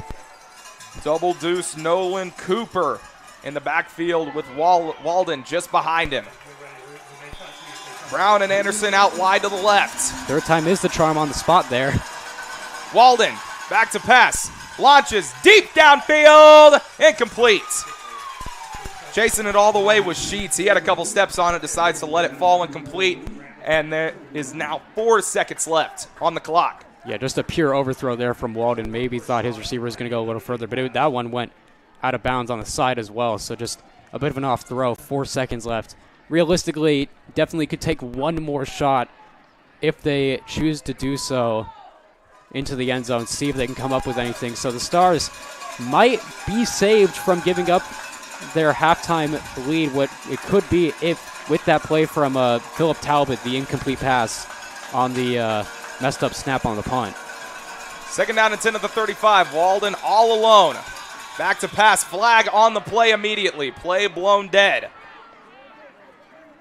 Walden kind of shrugging his shoulders in disappointment. Looks like it's going to be on the Bruins. Either an offsides or an early jump. And it backs them up 5, make it a 2nd and 15 at the 40. Obviously don't like the penalty there for the Bruins, but I don't think they really mind too much. A shot to the end zone regardless. Walden has the arm to do it. We just saw him throw it deep downfield. Just have to take your one shot and see if you can come up with it. So Bruins definitely don't like the fact that they got that penalty, but might not affect them all too much on this crucial play. Empty backfield for Walden and company. 4 seconds left. Western Boone up 14-12. Crowd getting into it on the Western Boone sideline. Man goes in motion. It's lean. Walden back to pass. Launches deep downfield. Juggled. Incomplete. And that's going to do it for the first half of action. A couple Stars defenders in the area. Took a shot. Couldn't connect. And Western Boone will head into the locker room up 14-12 over the visiting TriWest Bruins. Blake and I are going to step aside. We'll be back with you with some halftime action here in just a few minutes. Don't go anywhere, folks. We got a barn burner on our hands on WBTV Sports.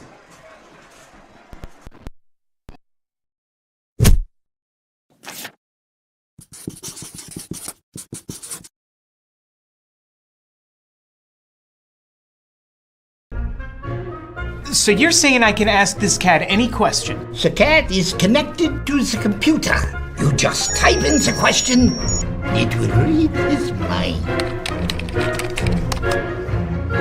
There the answer comes.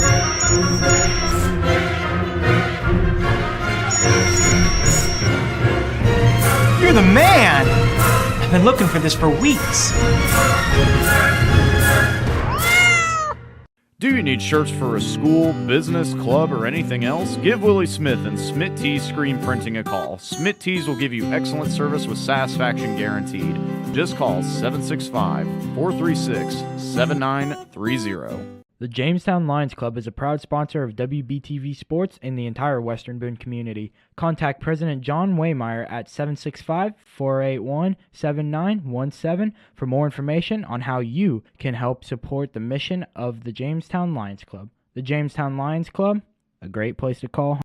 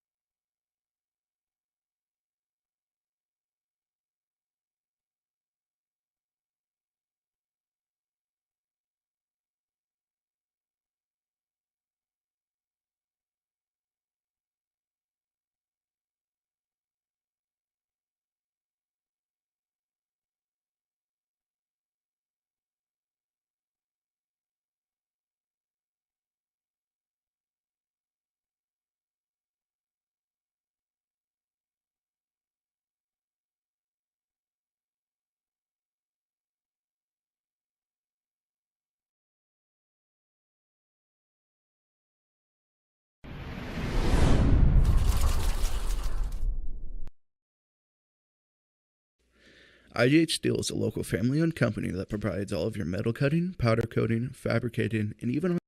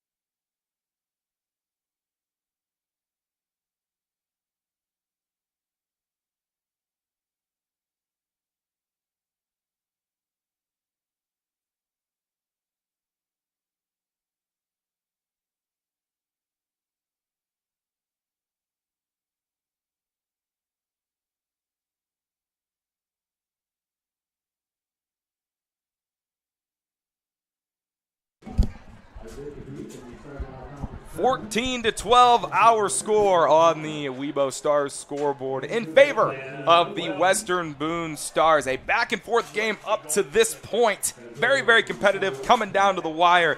And we are underway and waiting for a second half that should live up to the hype and then some. Welcome back to the broadcast, everybody. Riley Woodall and Blake Mara to my right. Blake, I don't even know how to describe what we've seen so far. There has been so many incredible plays made on both sides of the ball. Back and forth game. Defense is getting stops. Offense is scoring big plays. But the name that comes to mind if you're the Weibo Stars, that's Philip Talbot. Absolutely. Philip Talbot, in a lot of ways, has really saved the Stars in a lot of cases throughout this game. He's blocked 2 extra points from the Bruins on both of their touchdowns. He's kicked 2 extra points of his own. He's done all the punting and all the kickoffs, and had the interception as well on defense for the Stars when Marcus Fortner tipped up a pass from Malachi Walden that was picked off by Talbot, put the Stars inside the 25 and helped get their first touchdown of the game. And then right at the end there, the play that got us all confused for a little while was the one where the snap went over his head, and we actually got it right here, so and we'll get that back up in just a moment. But snap went over his head, an absolute disaster it could have been. It was still not the best, but Talbot definitely saved it here. We got the replay with the slow-mo here. So you see Talbot, he had to go back and retrieve it and went inside his own 5-yard line. He was looking around, and then eventually here, and it's something I noticed, he's going to flick it forward. So that right there, and almost got picked actually, but him flicking it forward there counted it as an incomplete pass, which put the Stars spot where the Bruins ended up getting the ball at around the 30 instead of the 4, which is where it was originally marked. Coach Justin Pelly argued his case for a while, and eventually they did roll it back at the 35-yard line where the Bruins took over. But because he did that, ended up saving Western Boone potentially a chance to lose the halftime lead, and the Bruins weren't able to capitalize on their couple of plays when they had the ball back. So Stars have the lead here, this conference matchup. This one's so big, this could be, Riley, like we talked about, the game that gets the Stars or the Bruins the conference title, depending on how all the other teams do as well. A game that indeed we talked about, Blake, that shakes the very core of the Sagamore Conference. The 2 big hitters, 2 of the 4 big hitters, I should say, the big 4 as I call them, Danville, Western Boone, Lebanon, and TriWest. And speaking of some of the other schools in the conference, scoring updates brought to you by the man to my right, Blake Marath. So here we go. No score reported right now for Danville and Crawfords, but what we do have is at the half right here, Southmont 42-0 over Frankfort. But then you mentioned Lebanon, one of the big 4. They're 0-3 right now. They lost to Danville last week and lost both their out-of-conference games. They're 0-3, but right now they have a 28-8 lead in the second quarter against North Montgomery, who the Stars will take on next week. So Lebanon looking to get back on track, get their first win. North Montgomery 2-1, trying to get their second straight conference win after beating Southmont last week. But right now, with a minute to go in quarter number 2, they're down 20. Lebanon finally looking to get back on track. Last year, Lebanon also lost to Danville, and you remember at the very end, the Stars, Tigers, and Bruins were in sort of a 3-way race to see who can win the Sagamore Conference. Everybody had one loss. Lebanon beat TriWest. That was TriWest's only loss. Lebanon lost to Danville. That was their one conference loss. Western Boone lost to TriWest. That was their one conference loss. And yet, when Western Boone went to Lebanon, they beat them, and TriWest ended up winning their final game. So the 2 of them shared, and Lebanon was left out. So Lebanon hoping they can do that again despite their 0-3 start. They have a legitimate shot if they can take out both TriWest and Western Boone. Obviously a tall order, especially how the 2 have played so far tonight, but they're wanting to give themselves a shot, and if they lose only to Danville and get all the rest, they could very well sneak in and be the conference champs.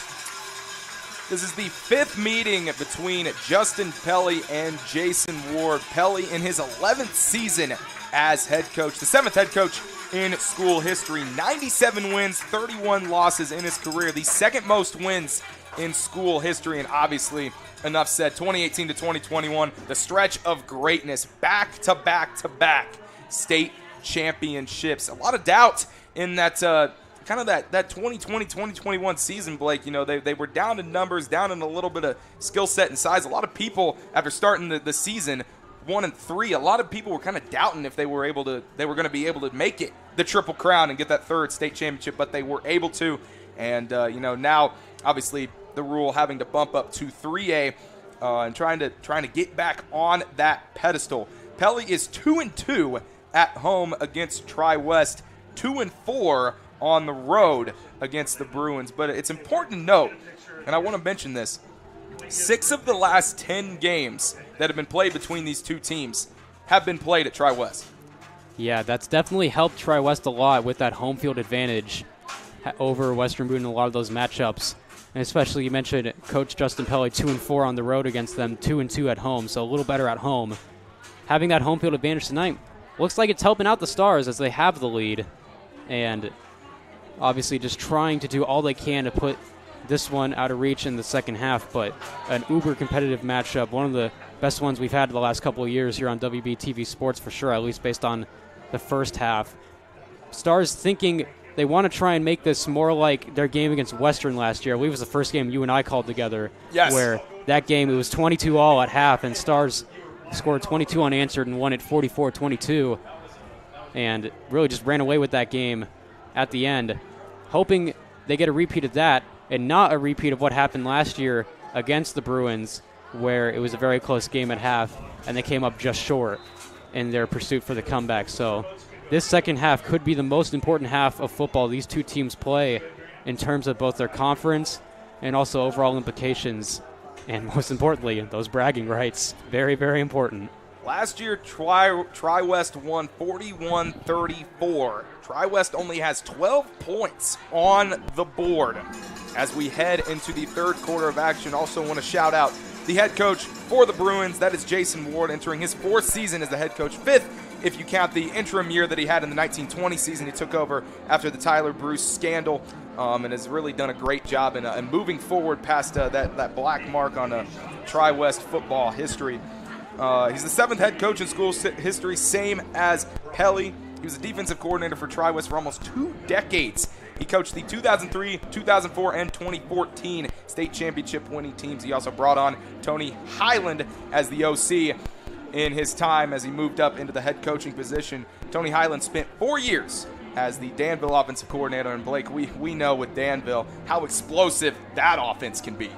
Absolutely. We saw that last year in the sectional semifinal game when Danville put up, I believe it was 36 against the Stars defense, which had been so incredible all year, and they really put a number on them on that game.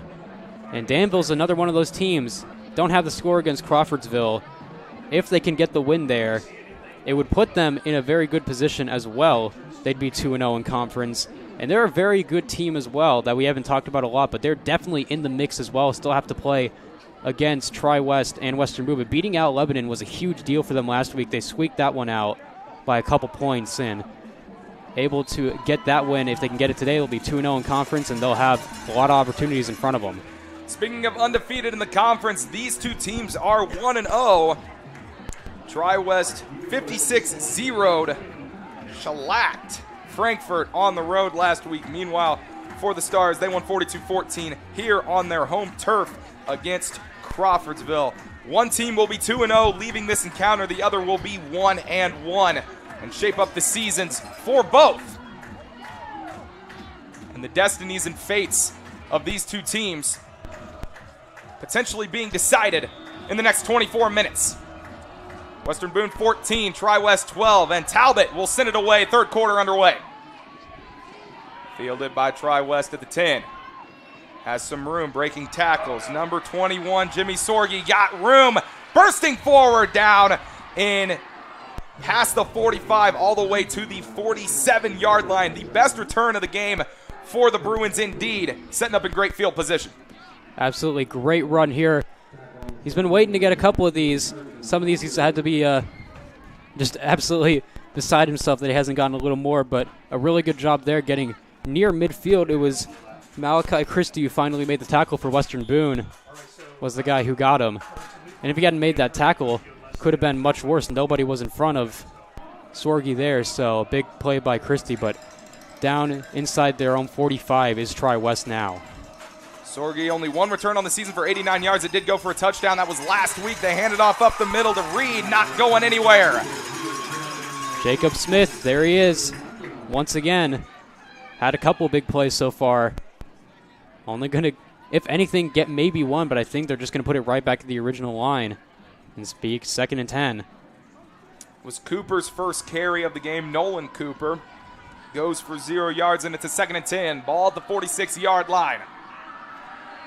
Bruins trying to get themselves back in front of the Stars. Fakes the handoff is Walden. Flag immediately on the play. Might be an illegal shift or some movement. Kind of solid up front, and the penalties continue to kill the Bruins. Absolutely. They've had a couple of them that have really hurt them. On the last drive before the half, they had a chance. They were driving in Western Boone territory and had some penalties that really brought down the drive for them and ended it, and obviously they almost ended up getting an opportunity right at the end of the half with the mistakes by the Stars, but Philip Talbot's heads-up play really helped Western Boone. And TriWest not being able to get any points and still be down 2. It's already enough of a challenge and pressure having to go and perform well on the road, but when the penalties stack up against you, that's when things compound and the dominoes start to fall. That is the Bruins' 6th penalty for 40 yards total. 40 penalty yards this game for the Bruins. So now instead of 2nd and 10, it's a 2nd and 15. Ball at the 41. Walden once again in the gun. Stars showing pressure. Walden gets it out quickly. And a nice pitch and catch there. Looked like he gunned it out there to number 80, Cole Morgan. Morgan, his first reception of the game. And it goes for 5 yards and makes it a 3rd and 10. And Dylan Sheets there with a really excellent tackle to bring him down. Stars have missed a couple of tackles in this game, but Sheets able to make that one. And it's 3rd and 10, so a little better for TriWest, but still a tough situation. Walden 7 of 14 for 62 yards this game. Junior going to have to step it up in the 3rd quarter if he wants to get the win for his team on the road. Here come the Stars. Pressure immediately. Walden has to get rid of it. Juggled. Are they going to call that an interception? They're going to call the pass incomplete. There was a sea of bodies over there. Walden was under pressure immediately from the left side. We'll check out the replay here. I believe it was Carter Markham who nearly came up with the pick. Knocked away and incomplete. And you would be correct, Blake. It was Carter Markham that almost had it in his hands, just a little bit out of reach. Nice pressure on the outside. I believe that was 22 Carson Saunders who came in. And a 3-and-out for the Bruins to start it. And this is a wobbler. Not going to get far at all. Go out of bounds at the Western Boone, I believe, 40-yard line. So worst even case, further than that. Yeah, worst case scenario for the Bruins, Blake. You have a chance, you get the ball, you go 3-and-out on your very first possession of the 3rd quarter, and you punt it away, and the punt doesn't go very far either. Absolutely. It actually didn't even reach where the sticks were. It wobbled out a lot earlier than it even looked like, all the way at the 48-yard line.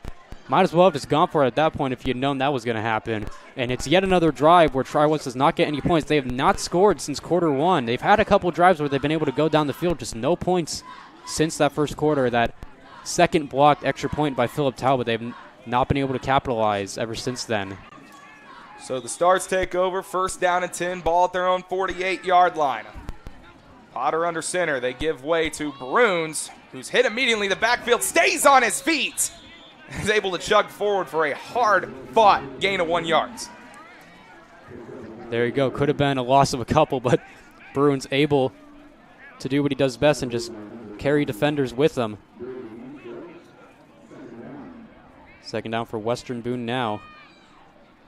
And I believe one of the guys in there was Brady Hamstra for TriWest. We've seen him on the defense a lot, making good plays for the Bruins.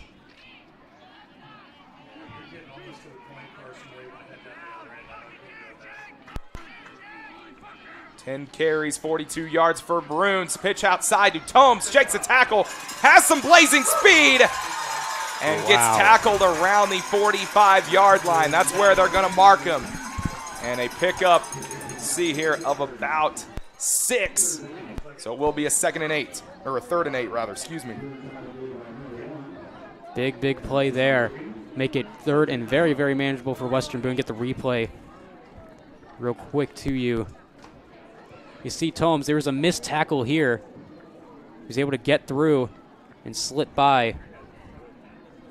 Pick up a good chunk and give Western Boone a legitimate shot to try and convert here 3 yards away from that 1st down marker. 2 straight run plays for the Stars. Let's see if they do it again. They do. Bruins breaks loose into the 2nd level, into the secondary. Still on his feet. Carrying the pile. He's still going. Oh, my gosh. And finally taken down. A gain of 15 yards. Bruins' biggest run play of the game. And the Stars move it within the 30. Yep, this one qualifies for a replay. Let's take a look here. So 1, 2, 3, 4, 5, 6, 7, 8. I think it took the entire defense. It sure looks like it. It was at least 9 or 10 of them, maybe even all 11 it took to finally take down Cannon Bruins. That's one of the best runs that we've seen here on WBTV Sports in quite some time. What a run for the 1st down as well. The biggest run play of the game for the Stars. Tomes goes in motion. They hand it off. Jackson, who's met immediately in the backfield. A great play there. Looking to see who had it. Get the replay here. Take a look at the replay here. See, get a big gain. Get a couple taken away immediately. He came in unguarded. It's number 50, Spencer Watson, coming in from his D tackle position. He breezed right through the offensive line of the Stars, Blake, and that one going for a loss of 2.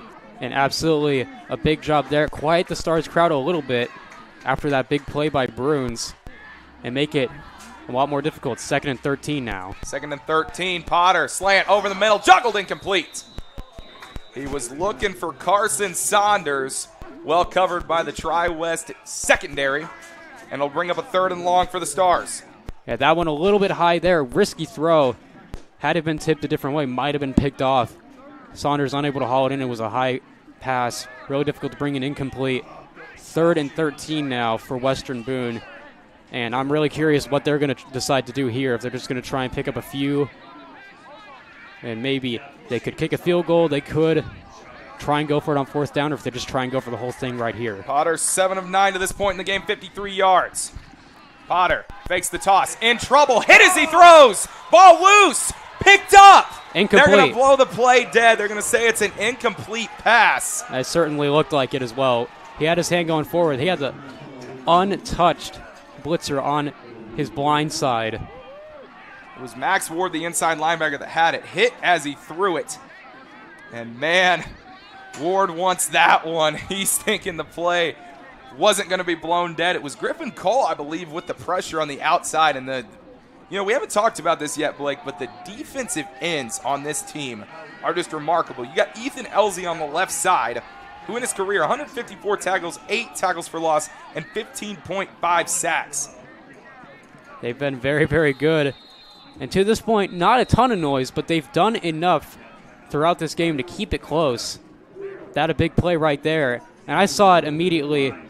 Had Potter had even a second more, who knows what could have happened there. He definitely had some time and had a lot of confidence in that throw. He saw him winding up. It looked like it was going to be a bullet.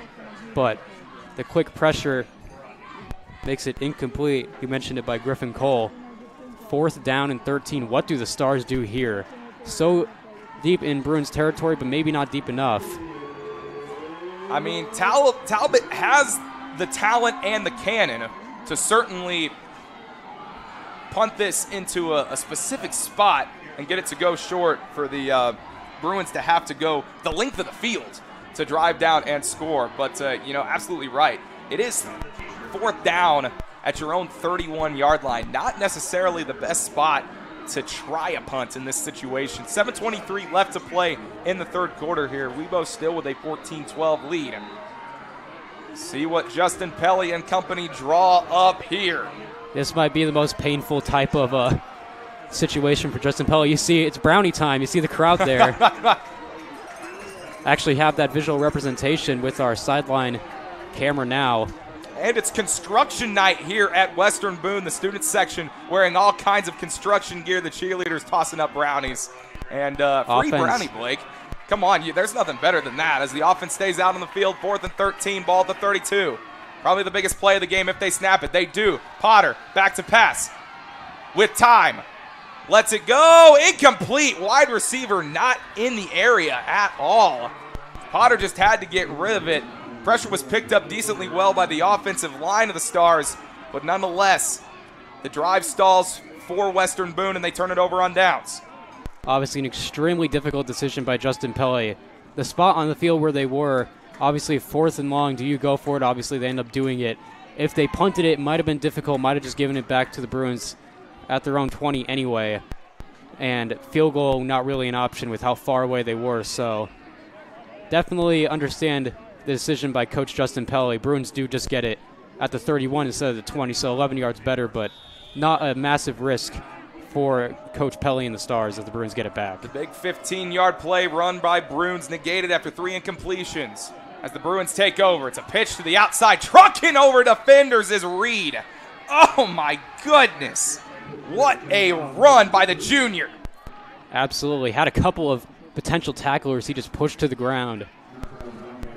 Great run on 1st down to get this drive going for TriWest after they get that big defensive stop. This has been a defensive game in many ways so far by both of these teams.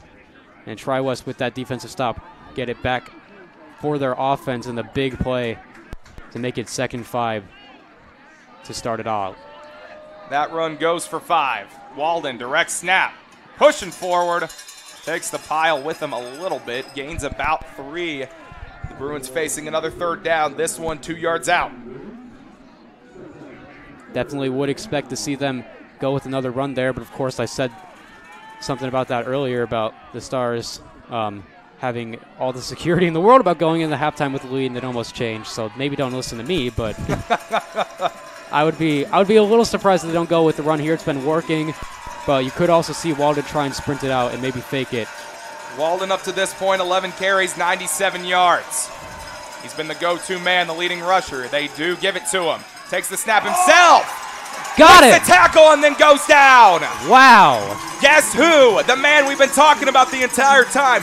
Philip Talbot, PT, making another play. Look at this right here. This is such a good job on the edge. Philip Talbot, Carter Markham in the area as well, but Philip Talbot with the big tackle. He's been the number 1 player on the field, along with Malachi Walden. Those have been the 2 guys so far in this game between the 2 teams.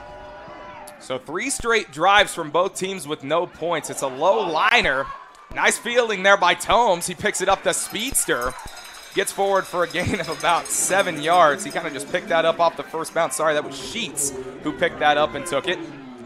So the Stars defense forces another punt by the Bruins offense, and now they have a chance to increase their lead starting at the 37-yard line. I don't know if you saw it there, but the punter actually dropped the snap for a second and did a great job to pick it up. Didn't quite catch who it was, but it was a really great job to pick it up. Picked up with one hand and was able to get away a pretty decent punt. And obviously, Sheets deciding to pick it up, a risky play, but he gets a good extra gain for the Stars. Potter started this game 7 of 8. He threw 3 straight incompletions. That's a false start. Called on the play. It was a great run up the middle as they gave it to Bruins, but it's going to be negated as a penalty called on the Stars offense. Just the 2nd penalty of the game called against the Stars. 2 penalties for 15. Yeah, I believe that one might have been on Philip Talbot, who was in the to the side, perhaps in the slot there, kind of twitched before the snap, and ultimately gives up 5 yards back to the Bruins. Makes it 1st and 15. Both teams lost a lot last year. Western Boone, Rowan Durbin, who had 1,120 passing yards and 445 rushing yards, as well as Trevor Weekly, the workhorse for this team. Ryan Taylor and Ethan Bales. TriWest lost their 2-year starting quarterback, TJ Owens, David Brown, Jeff Marsh. A lot of wide receivers, and then experienced wide receiver core for the Bruins as they give it to Bruins on the carry. I believe Potter actually kept it Potter there. actually kept it, so one of the he gets rare forward plays. for about 3. Potter's, let's take a look here. Just his 3rd run of the game. And goes forward for about 3. Haven't seen a lot of runs from Potter. There's one right there, picks up a couple of yards for the Stars.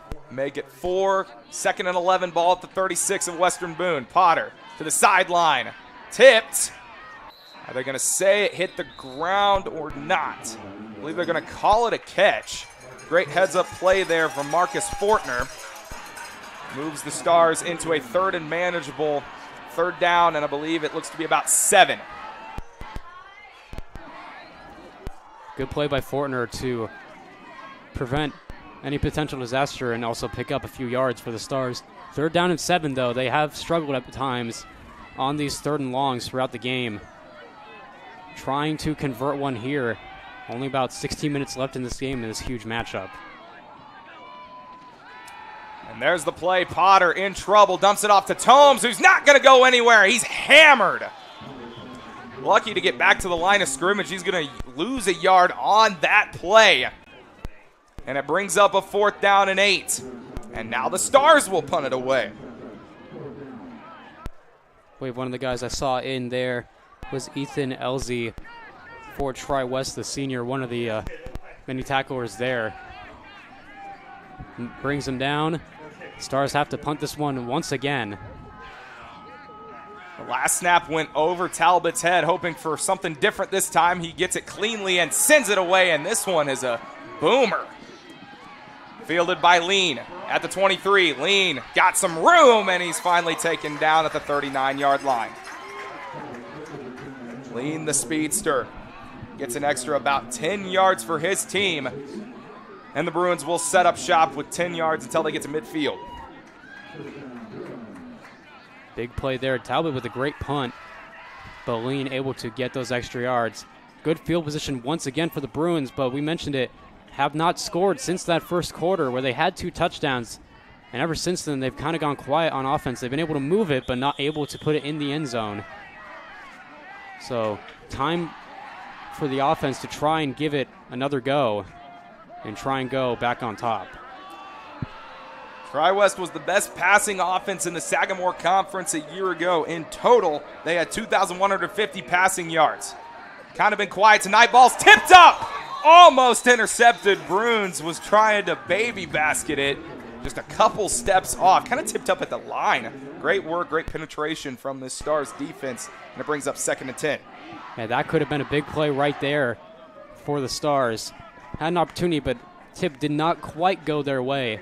Just like how Brandon Potter had one that didn't go the TriWest defenders' ways earlier. So that could have been a huge play. Still a pretty solid one, and keeps it 2nd and 10.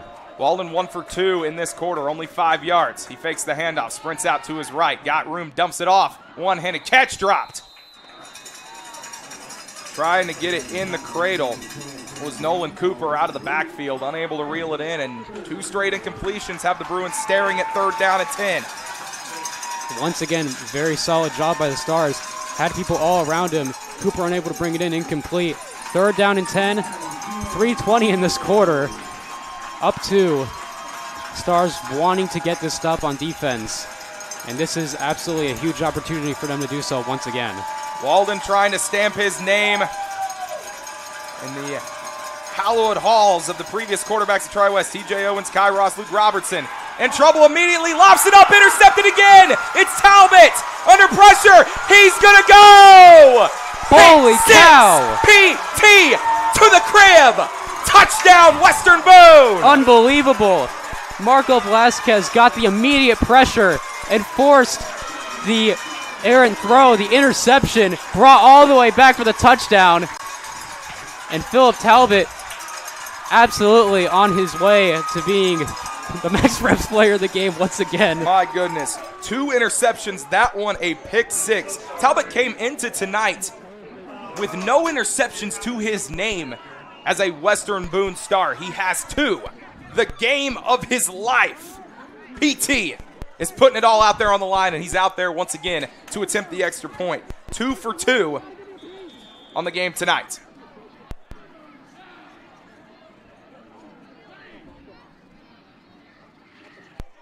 Good snap, good hold. Kick is up and good. Flag on the play. Going to be offsides called on TriWest.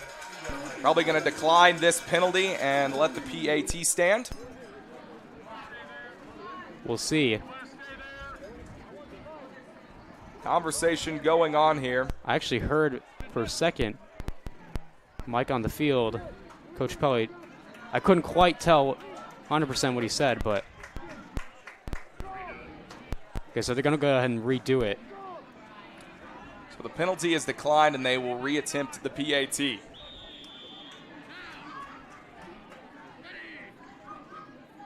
Good snap, good hold. Kick is up, and it is good. TriWest down now 21-12 of an amazing play by Philip Talbot. There we go. Marco Velasquez as well, getting the immediate pressure. Talbot went up, brought it in. Bruins had the potential interception earlier. That was just out of his reach. Talbot makes up for it. Touchdown Stars. They're up 2 scores now. Still in the third quarter, so very much in reach for TriWest, but that one certainly swings the momentum in Western Boone's favor. A 40-yard pick six from Philip Talbot. Gets his team ahead by 2 scores single-handedly. The interception of the pick six, and then with his legs, the PAT afterwards to make this a 9-point game. Absolutely. And Malachi Walden certainly regretting chucking that one up for grabs, because that one was a very difficult play, trying to make it, just threw it into a crowd of Stars. Talbot's the one who came down with it, made the cuts, got the touchdown, and good news for him, Walden, is that he will get another chance right away. But is it going to stick in his mind what just happened, or is he going to be able to move past it? That's going to be critical, as the Stars now have that 9-point lead. Walden only had 2 interceptions on the year coming into tonight. He's thrown that exact amount this evening against Western Boone, both to the exact same guy. Well, I can tell you one thing. The defender of the game, there's a front runner for it. Guess I won't say who, but I think you can figure it out.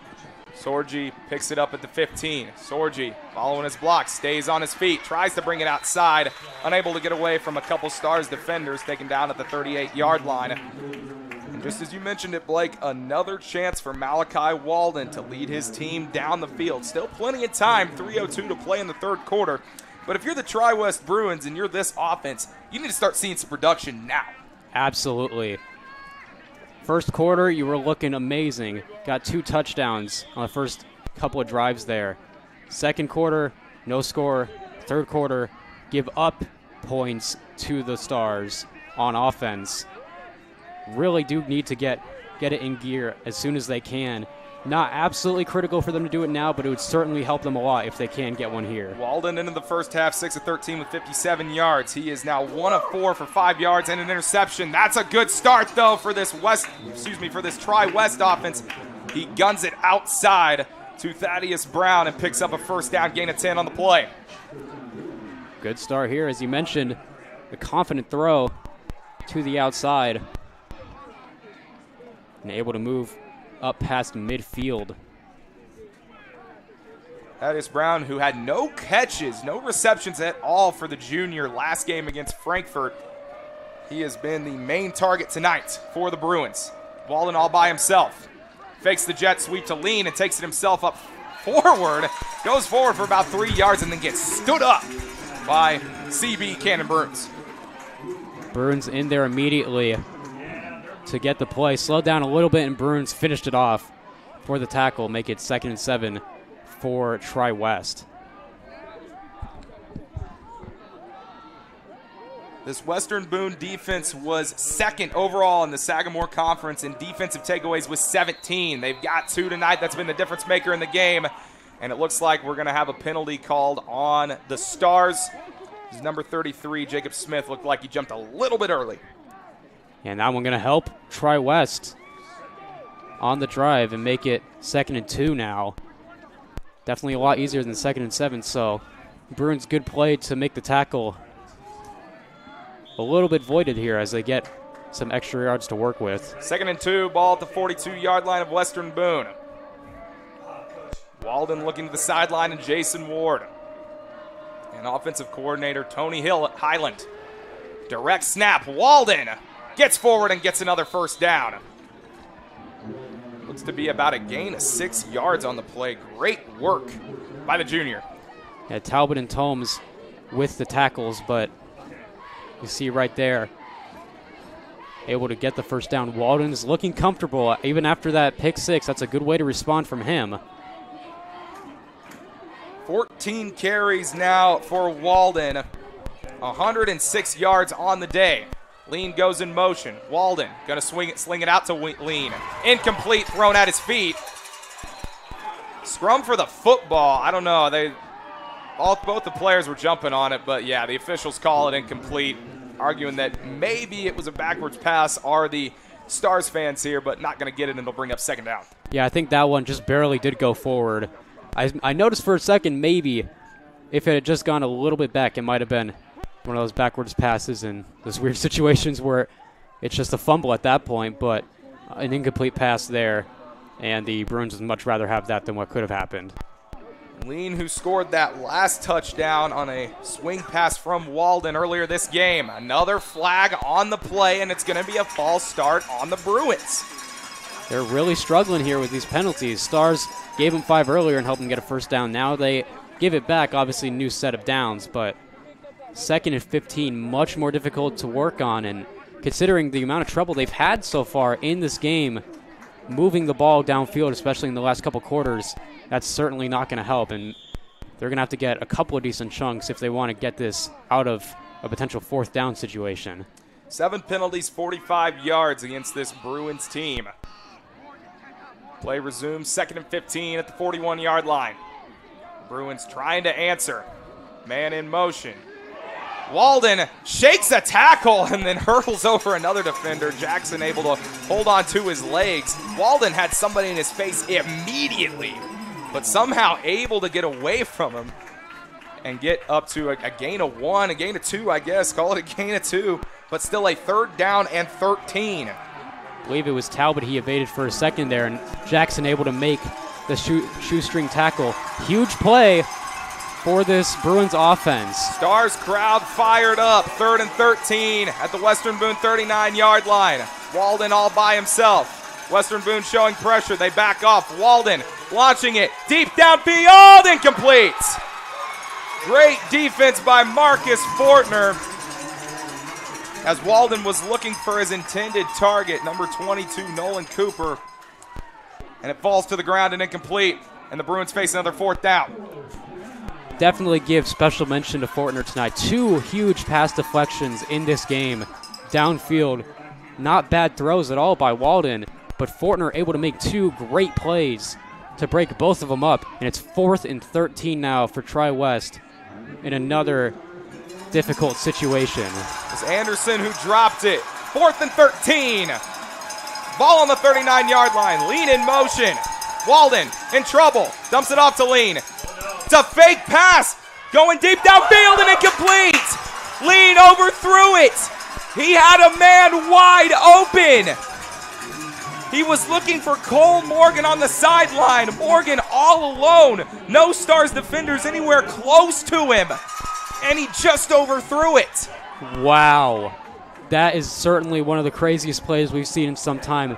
A really, really interesting call and a good attempt for sure by TriWest. Lean just missed Morgan. It's incomplete.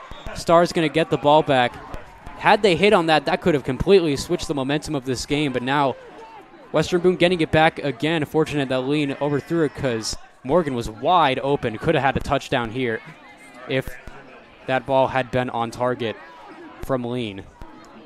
So the Stars offense takes over. 1st and 10 at the 39. Handoff Bruins. Chugging his legs forward, and he picks up 8. Solid gain once again.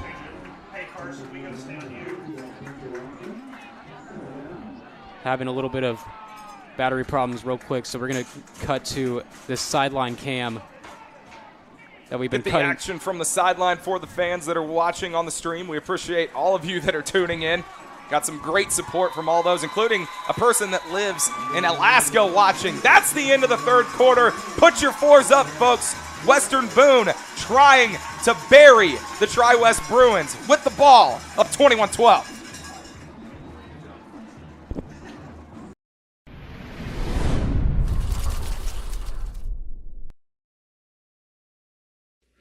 IGH Steel is a local family-owned company that provides all of your metal cutting, powder coating, fabricating, and even all your welding needs.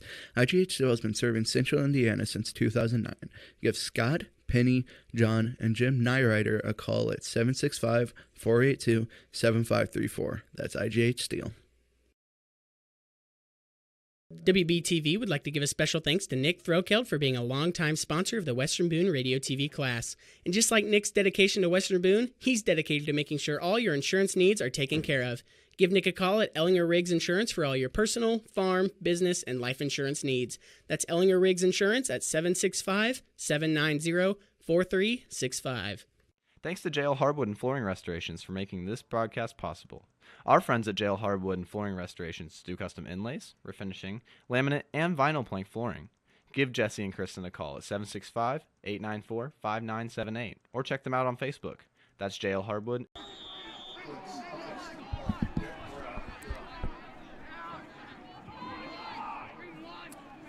Second down and 2, ball at the 47-yard line, and they get the Bruins to jump, do the Stars. They move the change on a penalty, and wow, the problems continuing to compound for TriWest. Their 8th penalty for 50 yards. Going back to that last play before we went to the break, Blake, they had a man wide open as it was Walden that pitched it out to Lean, and he lofted it way deep downfield for Cole Morgan and just way overthrew it and incomplete. But, now – oh, they call a false start.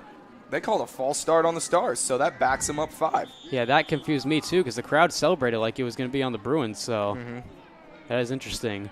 But take a real quick look at some of these scores here. We do have an update from Danville Crawfordsville. Don't know the time in that game. It says first quarter, but I don't think the score would be right to go with it. It's Danville 43, Crawfordsville nothing.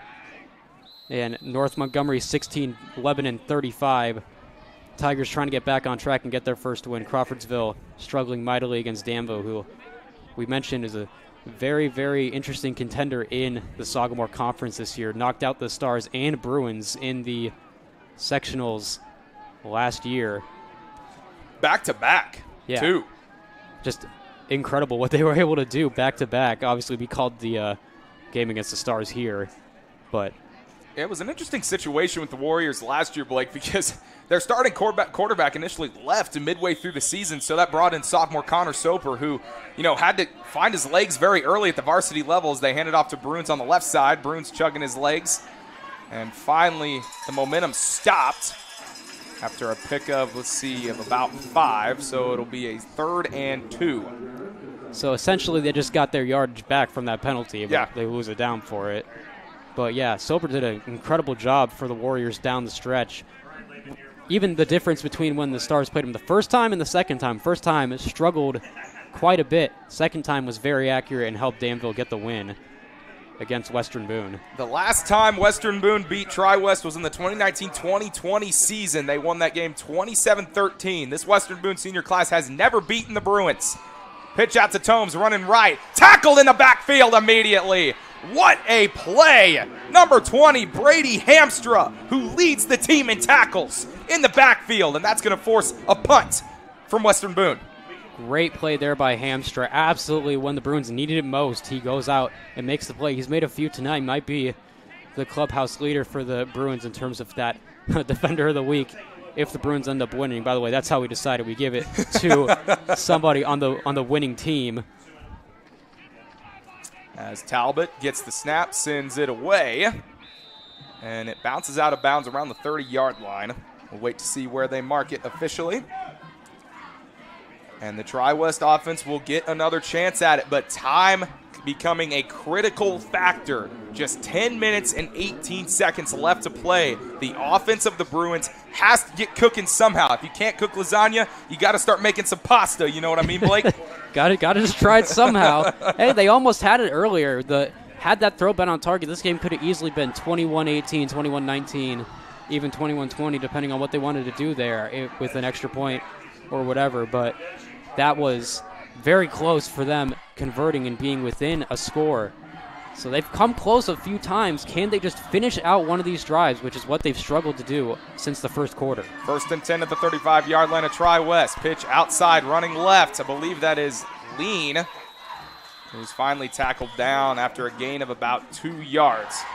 Waiting to see who was the actual ball carrier. All right, it was number 80, Cole Morgan, who got, that's his first carry of the game. It goes for 2 yards, and it brings up a 2nd and 7. Make that a gain of 3 yards. And they're mixing it up a little bit, getting some different personnel out there at different positions, letting different ball carriers go out there. Morgan, of course, one of them. And just trying to get something going, pick up 3. Walden takes it himself, running up the middle, trucks over to Fender, hit, still on his feet, arcs over to the left side and gets close to the first down marker. There is a flag on the play. Carry to Philip Talbot, and Cannon Bruins with him on that play. We'll see if it holds up. Penalties a critical factor against the Bruins this game. Right now, 7 for 45 yards. As the officials talk it over.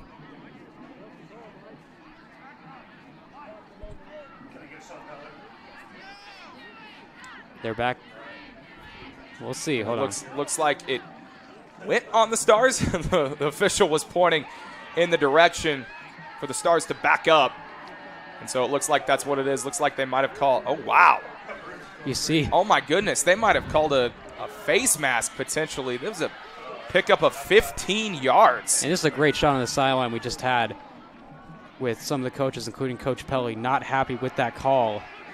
The flag came in when Walden was running on the left side. Maybe a little bit of extracurricular in on the tackle. We couldn't see what happened, but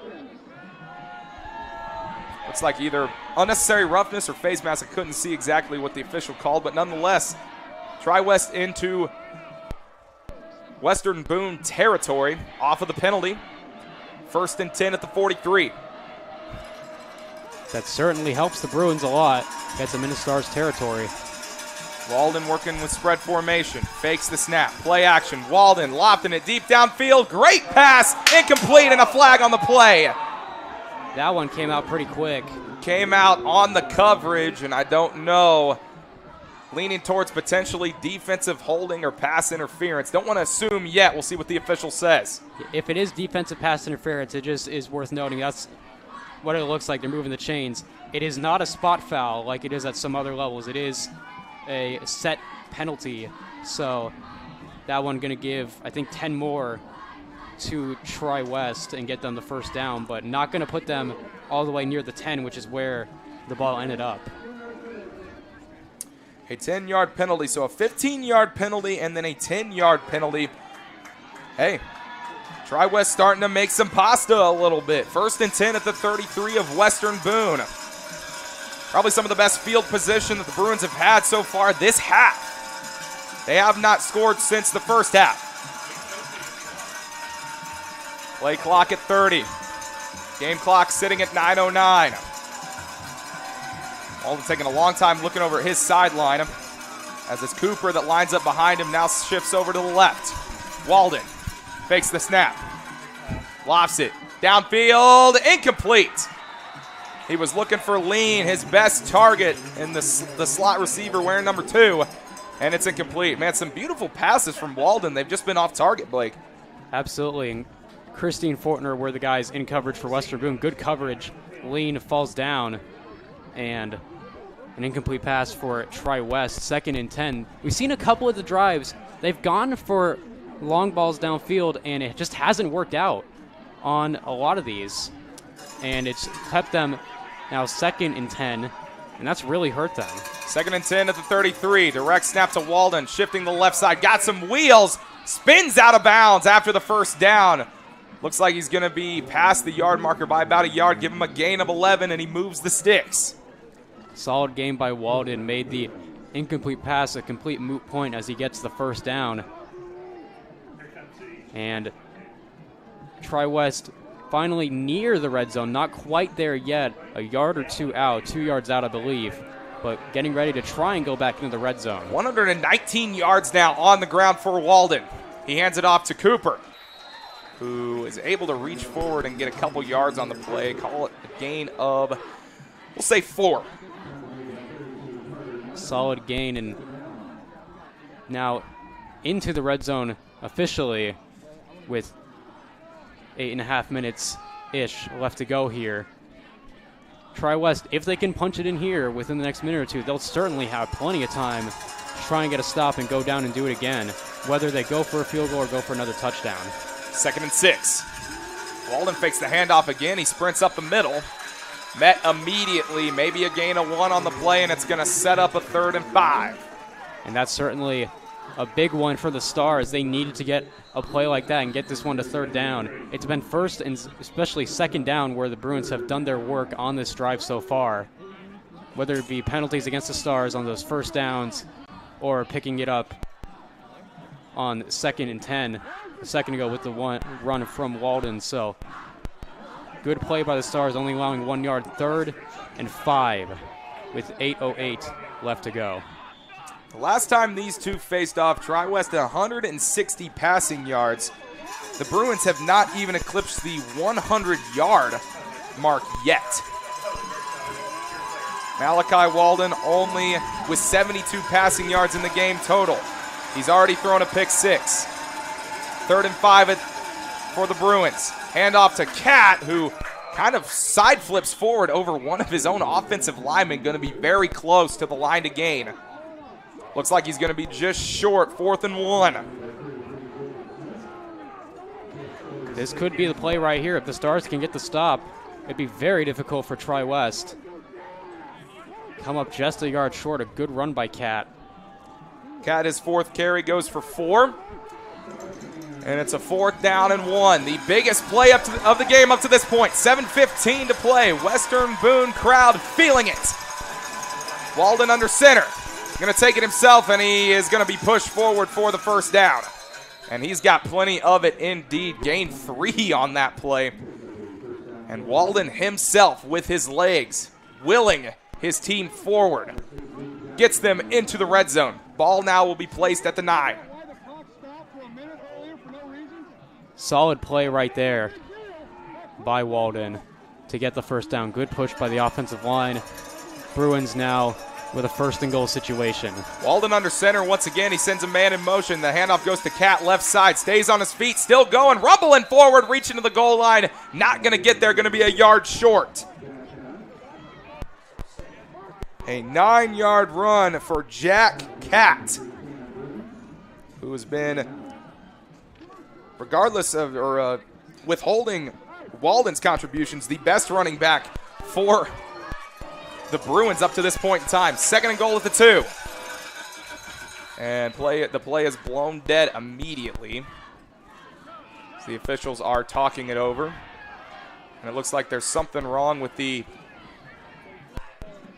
pole that shows the down that it is.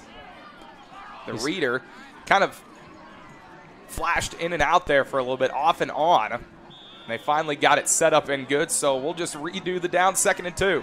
It's interesting. You saw Walden was going to take it himself on the left side. Might give the Stars a hint of what they're trying to do here right at the goal line. Walden checking with his line, under center. 2nd and goal. Walden takes it himself. The push forward.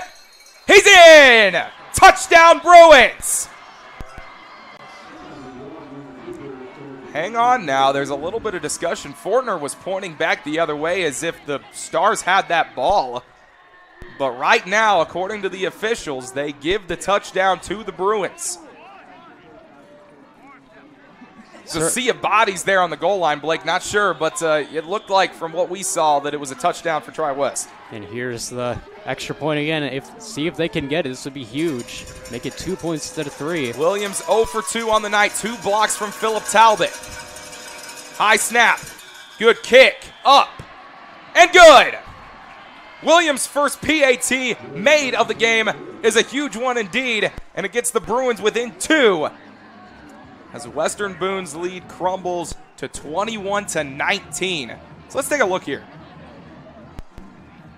Yeah, I think it certainly does look like there's nothing else going on that play. Definitely a touchdown there. And a very good drive put together by Malachi Walden. A couple mistakes earlier in this game. He puts together a drive when the Bruins absolutely need it most. It's up to the Stars offense now with 6:06 to go. Can they run out the rest of the clock? They'll take a 2-point win. They'll take any win of any kind, especially here against one of the best rivals in the conference in TriWest. Malachi Walden, 19 carries, 125 rushing yards on the ground tonight for the 6'1", 185-pound junior. And, man, we thought TriWest was going to get it done with the passing game, Blake, but, hey, kind of proven that they're a jack of all trades and they can run it on the ground. Absolutely. Malachi Walden has done an excellent job on the ground so far. A couple mistakes through the air, but definitely clutched up when his team needed it most and gotten the Bruins within 2 with 6 minutes left here. But it'll all be moot if the Stars can go down and just drain out the rest of the clock. So we'll see. Fortner and Tomes back deep to receive. Williams to send it off. 6:06 left to play. Western Boone guarding a 2-point lead. Fans on both sides feeling it. They know what's at stake. Williams sends it off. Tomes fields it at the 1. Tomes moving. We know he can run. Shakes a tackle, stays on his feet, trying to keep going. Heck of an effort there by Mason Tomes. Finally brought down at about the 23-yard line, and he's still down. He's feeling that a little bit. Kind of got crunched between 2 different Bruins defenders. And Tomes does stand up on his feet. That's good to see. Kind of walking it off. The trainer sprint back off the field. Look at the hustle. So does Tomes. He will take a break. Kind of talk it over. He's walking off and running off on his own power. That's good to see. And the Stars will take over in their own territory. Oh, they just caught a face mask against TriWest. So a face mask called against TriWest. Wow. Looked over. That might have been what was bothering Tomes there. What started as poor field position for the Stars now turns into pretty half-decent field position as they now got the ball at their own 38-yard line. Absolutely. And I heard some folks in the crowd here saying that it might be a face mask, but I wasn't 100% sure. I did see some movement at the top of the head, and I guess they saw it too as they call the face mask for Western Boone, or against TriWest for Western Boone in their favor. It'll be hard to say and say against that penalties have not been a factor in this game. That is TriWest's 8th penalty for 60 yards. Absolutely so Western huge. Boone placed in a pretty solid position. Can they run the ball and eat up the clock? That's not a good start. Bruins goes forward for a gain of 1. Certainly the stop that TriWest is looking for. That's a good way to start it off. Getting only about a yard is Bruins. Not used to having such struggles on the ground. So far this season, he's been able to break off big runs over and over again. Has not been able to do that so far tonight. And it's 2nd down and 9 for the Stars. 2nd and 9 at the 39 of Western Boone. Potter looking to pass, gunning it to the sideline. Caught by Fortner and then dropped. He hits the 45-yard line. It's a pickup of 5. And it will be, not a pickup of 5. It's a pickup of 8. And it will be 3rd and 2. How about that? Passing it on 2nd down here are the Stars. And an interesting call, and it works out pretty well. That out route to Fortner. We've seen a few of those so far from the Stars offense. And a lot of the time it seemed to work out. Fortner the main target of the night. 5 catches, 30 yards. Coach Justin Pelly certainly not wanting to see his defense have to go back out on the field if they don't need to. 3rd and 3, miscue on the snap. Potter was looking for a running back, had nobody on his side. He strung out of bounds for no gain. Actually call it a loss. A loss of 4 on the play. And that's going to back Western Boone all the way back up to the 42-yard line. And that might have been worst case scenario for Western Boone, as not only does he lose yards and it's going to be 4th down, they're going to have to punt it away, he went out of bounds as well and stopped the clock, doing the Bruins a favor, not having to worry about the time. A huge stand by this Bruins defense. Talbot sets up at his 30-yard line. Catches and sends it away. Nice kick. Lean calling off the Dogs. And Western Boone will let it roll all the way to the 30-yard line. With 4:27 left to play, the TriWest Bruins have a chance to drive down and take this lead down 2 on the road as the Stars lead the Bruins 21-19. Definitely a thrilling ending to this game coming right up. Can the Stars get the stop? They were doing it early in this game, and that last drive right there, Bruins pretty much went right down the field and took a lot of time off the clock, and now Stars might need to start worrying depending on how this goes, but if they can get the stops, they could be in a pretty good spot. The heart and metal of this defense being tested. Bruins in the backfield. Walden keeps it and goes forward after a gain of 1. Man, Jack Cat got pummeled by Bruins in the backfield. Oh my goodness. Walden with the heads-up play to keep it himself. Watch this. Holy cow, look at that.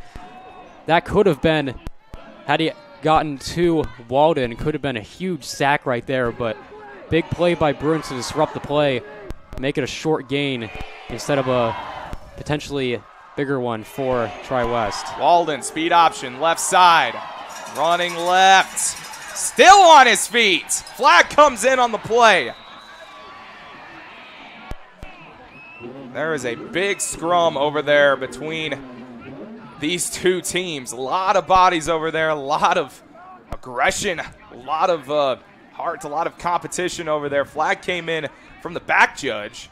Be interesting to see what the call is here. And it looks like it's moving it's against forward Western in Boone. favor of TriWest. It's against Western Boone. 5-yard penalty. That is just Western Boone's. Okay, it is Western Boone's 6th penalty of the game, excuse me. 5-yard penalty, and it moves the sticks for the Bruins. Now with a 1st and 10 at the 42-yard line. Empty backfield for Walden. Pressure coming from Western Boone. He takes it up the middle. Shrugs a defender, but unable to get away from the second one. Gain of 1 on the play.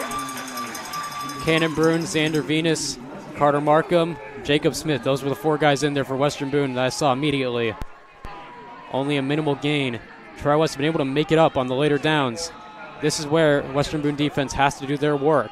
They were down 13-7 in the 4th quarter against Western, and Justin Pelly said that their heart and metal would be tested. They could either roll over or stand up and get it done. They did that in that game. Juggled and incomplete. Wow. Wow, Sheets almost had it in his hands, just a little bit out of reach.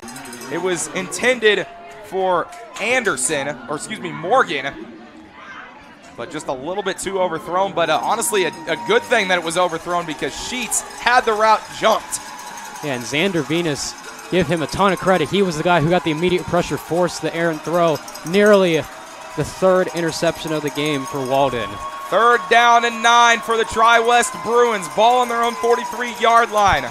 Walden has only completed 2 passes this entire second half. Walden, back to pass, in trouble, guns it, caught.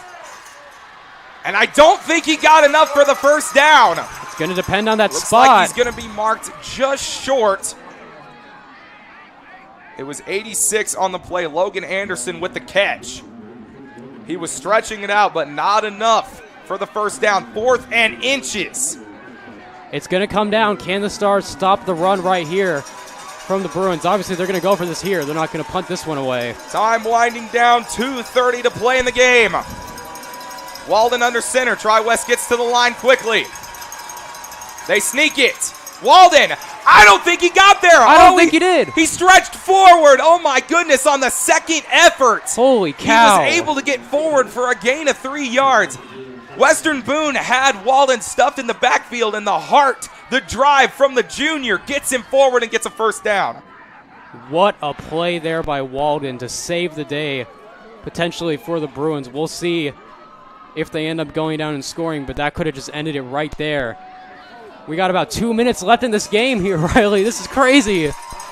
We hit the 2-minute mark in this game. Western Boone 21, TriWest 19. Walden by himself in the backfield. And TriWest and Jason Ward are going to take a timeout.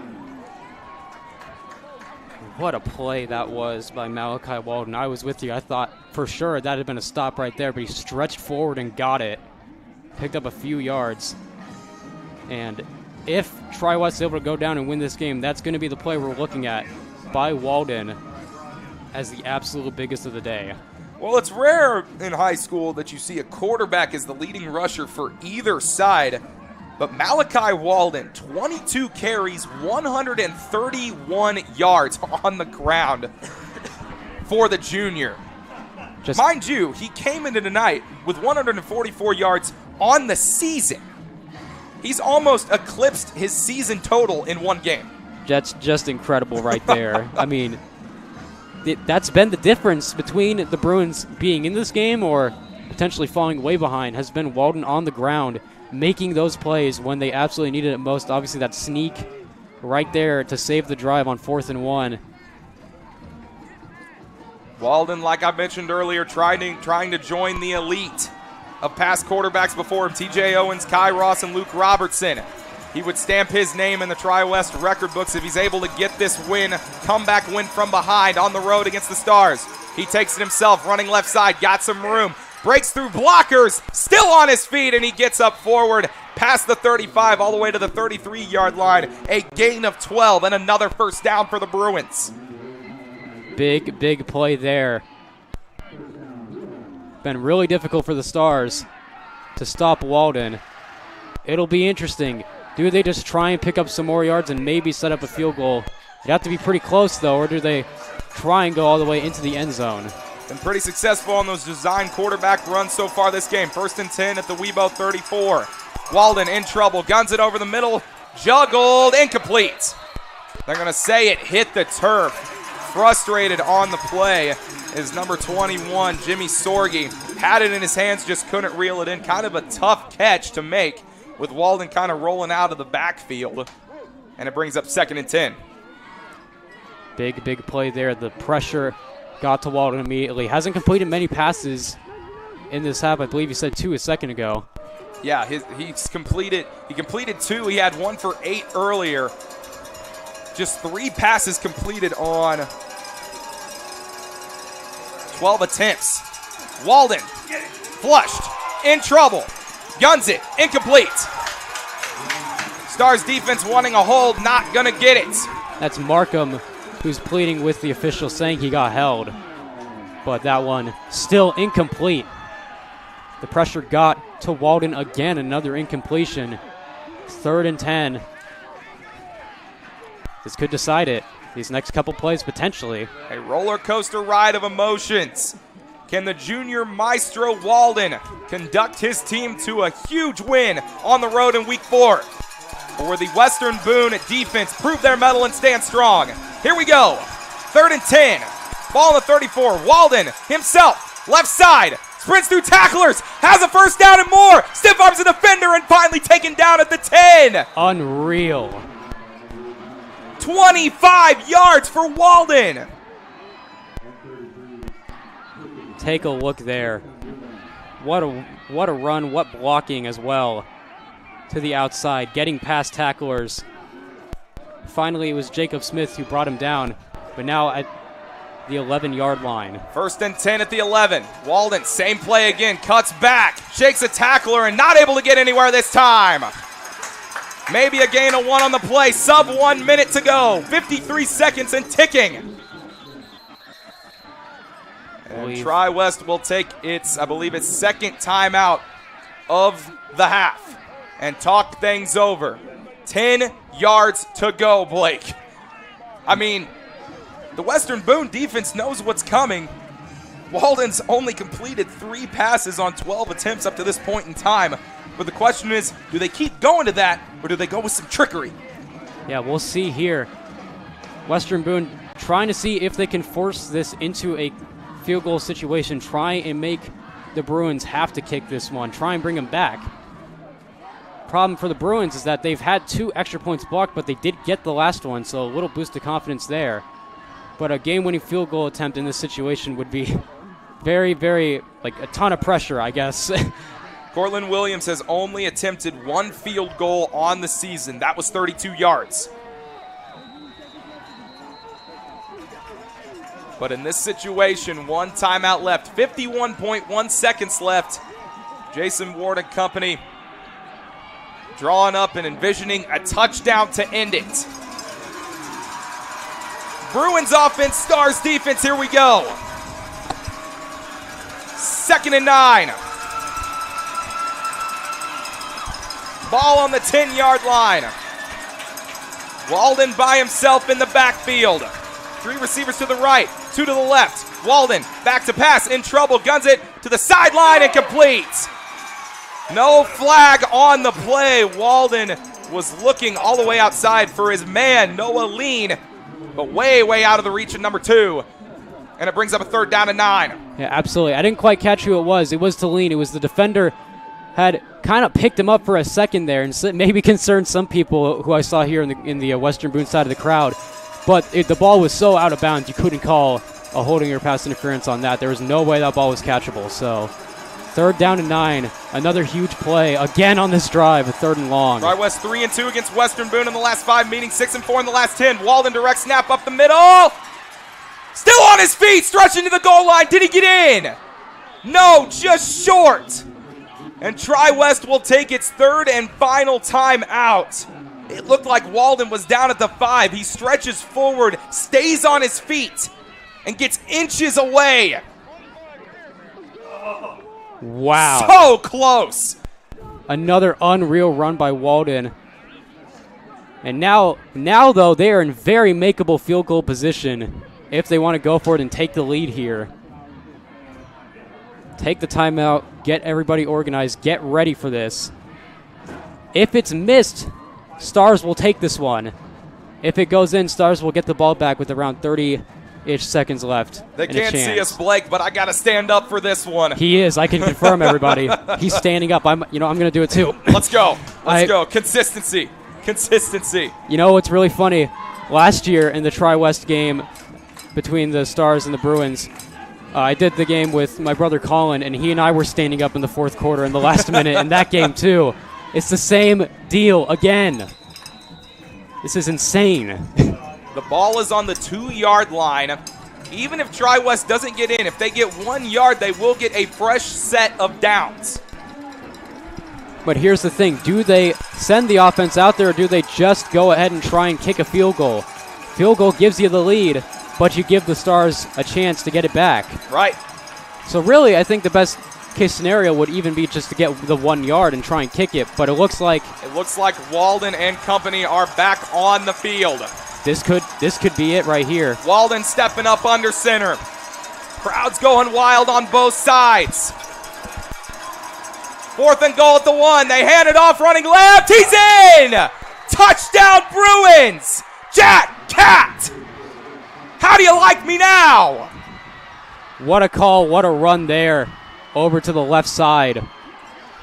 Cat with the open space. Western Boone stacked the box, knew they couldn't let Walden sneak it up the middle again. And a touchdown for the Bruins with only 32 seconds left. Might be the game winner right there. With 32.2 seconds left to go in the game, TriWest takes a 4-point lead. It is Williams on to attempt the extra point. He is 1 for 3 on the evening. Good snap, good hold, kick is up, and good. TriWest in the closing stages. A flair for the dramatic, up 26-21. Watch the replay here. Cat getting to the left side. They decide to go with the handoff, and at that point, there was just nobody even close to him. Fortner was the closest, and he could only make the tackle by the time Cat was already in the end zone. So, very good play call. Stars just had to do what they could to try and stop Walden if they decide to go for it, and an excellent play call by TriWest to go with the running back, go to the left side, and get into the end zone with the open space and give them a 5-point lead. First time they've led since the first quarter when they led 12-7, maybe second quarter when they led 12-7. Now with 32 seconds left, Walden willed them down the field twice and gives them the lead. Walden has been the guy the entire game for this team. The one-man show. Getting it done. Putting on the performance of his career up to this point.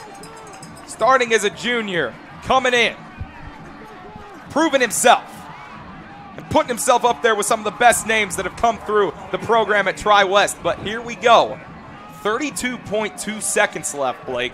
Still 2 timeouts for Western Boone. They do have to score a touchdown, but 32.2 is manageable. I mean, Patrick Mahomes did it in 13. You see there. I'm not comparing Potter to Mahomes, I was about course, to say, maybe not at the same level, but you're absolutely right. 32 it's seconds. Possible. And 2 timeouts as well. It is not impossible that they get down the field. Problem is they do have to go for the touchdown now. Williams sends it off. And Tomes and Fortner will let it bounce out of the back line of the end zone for a touchback, and the drive will start at the 20. 80 yards. Can they do it in 32 seconds? Is there any sort of magic left for this Stars team? Their undefeated streak on the line. Yeah, and absolutely, there is no way you can run the ball here. It has to be passing. This is the spot. We'll see if some magic can be made by Brandon Potter here with 32 seconds left. And you got to be mindful. You got to get out of bounds if you can to try and save those timeouts. Potter 7 of 8 for 53 yards in the first half. He's made 3 and missed 3. For 11, Potter sprinting out left, looking downfield, tipped up, intercepted, and dropped! Dropped. It looked like it was going to be intercepted and dropped by number 25, Caleb Pfeiffer. Who was there? Ball was tipped at the line.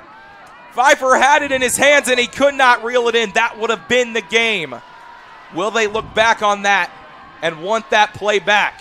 We will know in the next 26 seconds. Thing is, though, wasted 6 seconds off the clock, now down to 26 for the Stars. 2nd and 10 at the 20. Spread formation from Western Boone. Potter in trouble.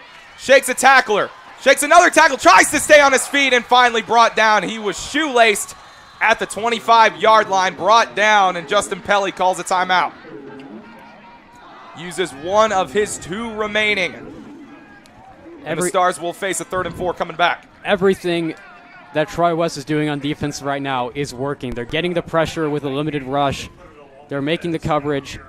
Potter has nowhere to go on any of these plays. That's why he had to take it himself on that one and just try and pick up a couple. 3rd down. It looks like about 5. Just crazy game so far. Is there any magic left for the Stars? We'll see.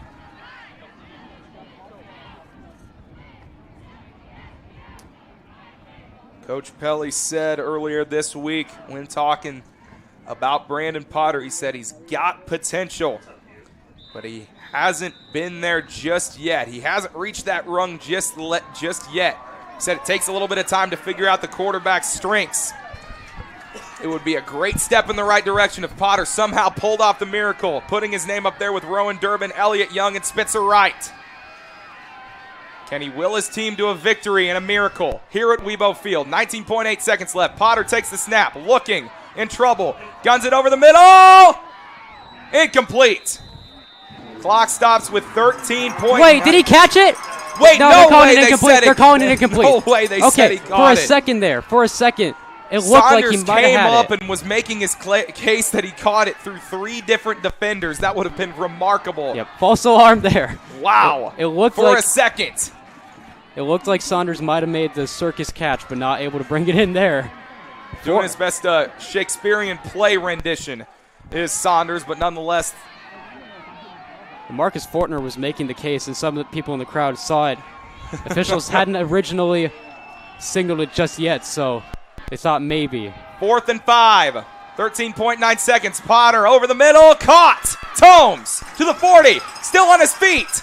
And finally brought down at the 44-yard line. And Justin Pelly will call his last timeout with 8 seconds left to play. Big play right there, giving them at least a shot at one throw to the end zone. Will they go ahead and call this one? Or will the Stars go for a quick throw to the outside and try and pick up a little more? Because they could set themselves up for a Hail Mary. We aren't 100% certain how far Brandon Potter can throw. He's had some nice throws. Not a ton super downfield. So we'll have to see if his arm can get him there. But even just to have a shot would be great for the Stars right now. Western Boone has scored a touchdown every quarter up to this point. TriWest 6-6 in quarters 1 and 2. TriWest did not score at all in the third quarter. They have scored 12 unanswered points since the start of the fourth quarter. That's all Malachi Walden doing it on the ground and willing his team in position to try and get the victory, but Stars still working with 8 seconds left. So here we go, 8 seconds left, 1st and 10 at the 44-yard line. TriWest defense backing up. Potter, deep drop, screen pass, caught by Bruins, cutting outside. Bruins shakes a tackle, and he dumps it off, a little bit of a lateral magical play, not gonna do it, and that's it! The TriWest Bruins come from behind, score 12 unanswered points, and get the dub against the Western Boone Stars here at Weibo Field. A remarkable showing from Malachi Walden, the one-man band conducting the orchestra tonight as he wills his team to a 26-21 victory on the road. What a job by Malachi Walden after the 2 interceptions to come back from that, to put the team on his back, and to get the victory here. Just remarkable by him. And the Bruins with a huge critical win in the conference. Now they are ahead of Western Boone in contention to try and win the conference, and that fourth quarter comeback does it for TriWest. Unreal game, unreal showing. Bruins come out on top. TriWest celebrates as the handshake lines come to a close, and man, Blake, we were treated to an absolute classic tonight. I mean, both of these teams deserve to be and will be in the upper echelon of the Sagamore Conference this year, and we don't know. There's still so much football left to play. It's only week 4. It's only week 4 of the season. You got Danville in there. You got Lebanon in there. You don't know where these two teams are going to shake out. So at the end of the day, both teams, in my opinion, have nothing to be ashamed of. This has by far been the best game of the Sagamore Conference so far in the 2023 season. Absolutely, no doubt. Western Boone unable to finish it right at the end, but they had a very, very strong showing. These are the 2 top teams. Definitely going to be a tough loss for them to deal with, but they've got some games coming up. They think they can try and rebound, so we'll see what they're able to do. But yeah, heck of a job by TriWest and Western Boone tonight. So with that, Blake and I will step aside. We'll be back with you one more time here on WBTV Sports. Final score from Weibo Field, TriWest 26, Western Boone 21.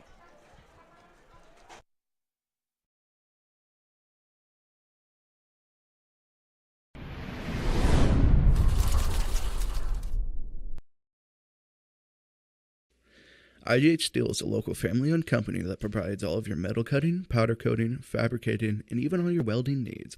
IGH Steel has been serving Central Indiana since 2009.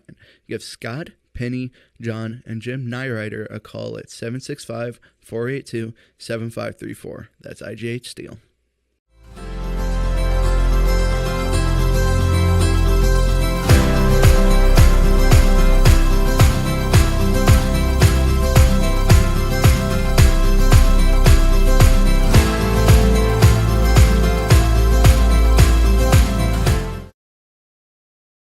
If your car's not running like it should, make sure you bring it to Beasley Automotive, located at 321 South Front Street in Thorntown.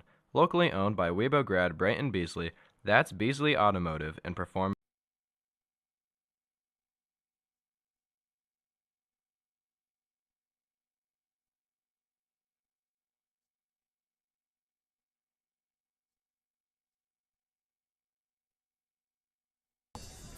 One final time from Weibo Field, the TriWest Bruins go on the road and come from behind to beat the hosting Western Boone Stars 26-21.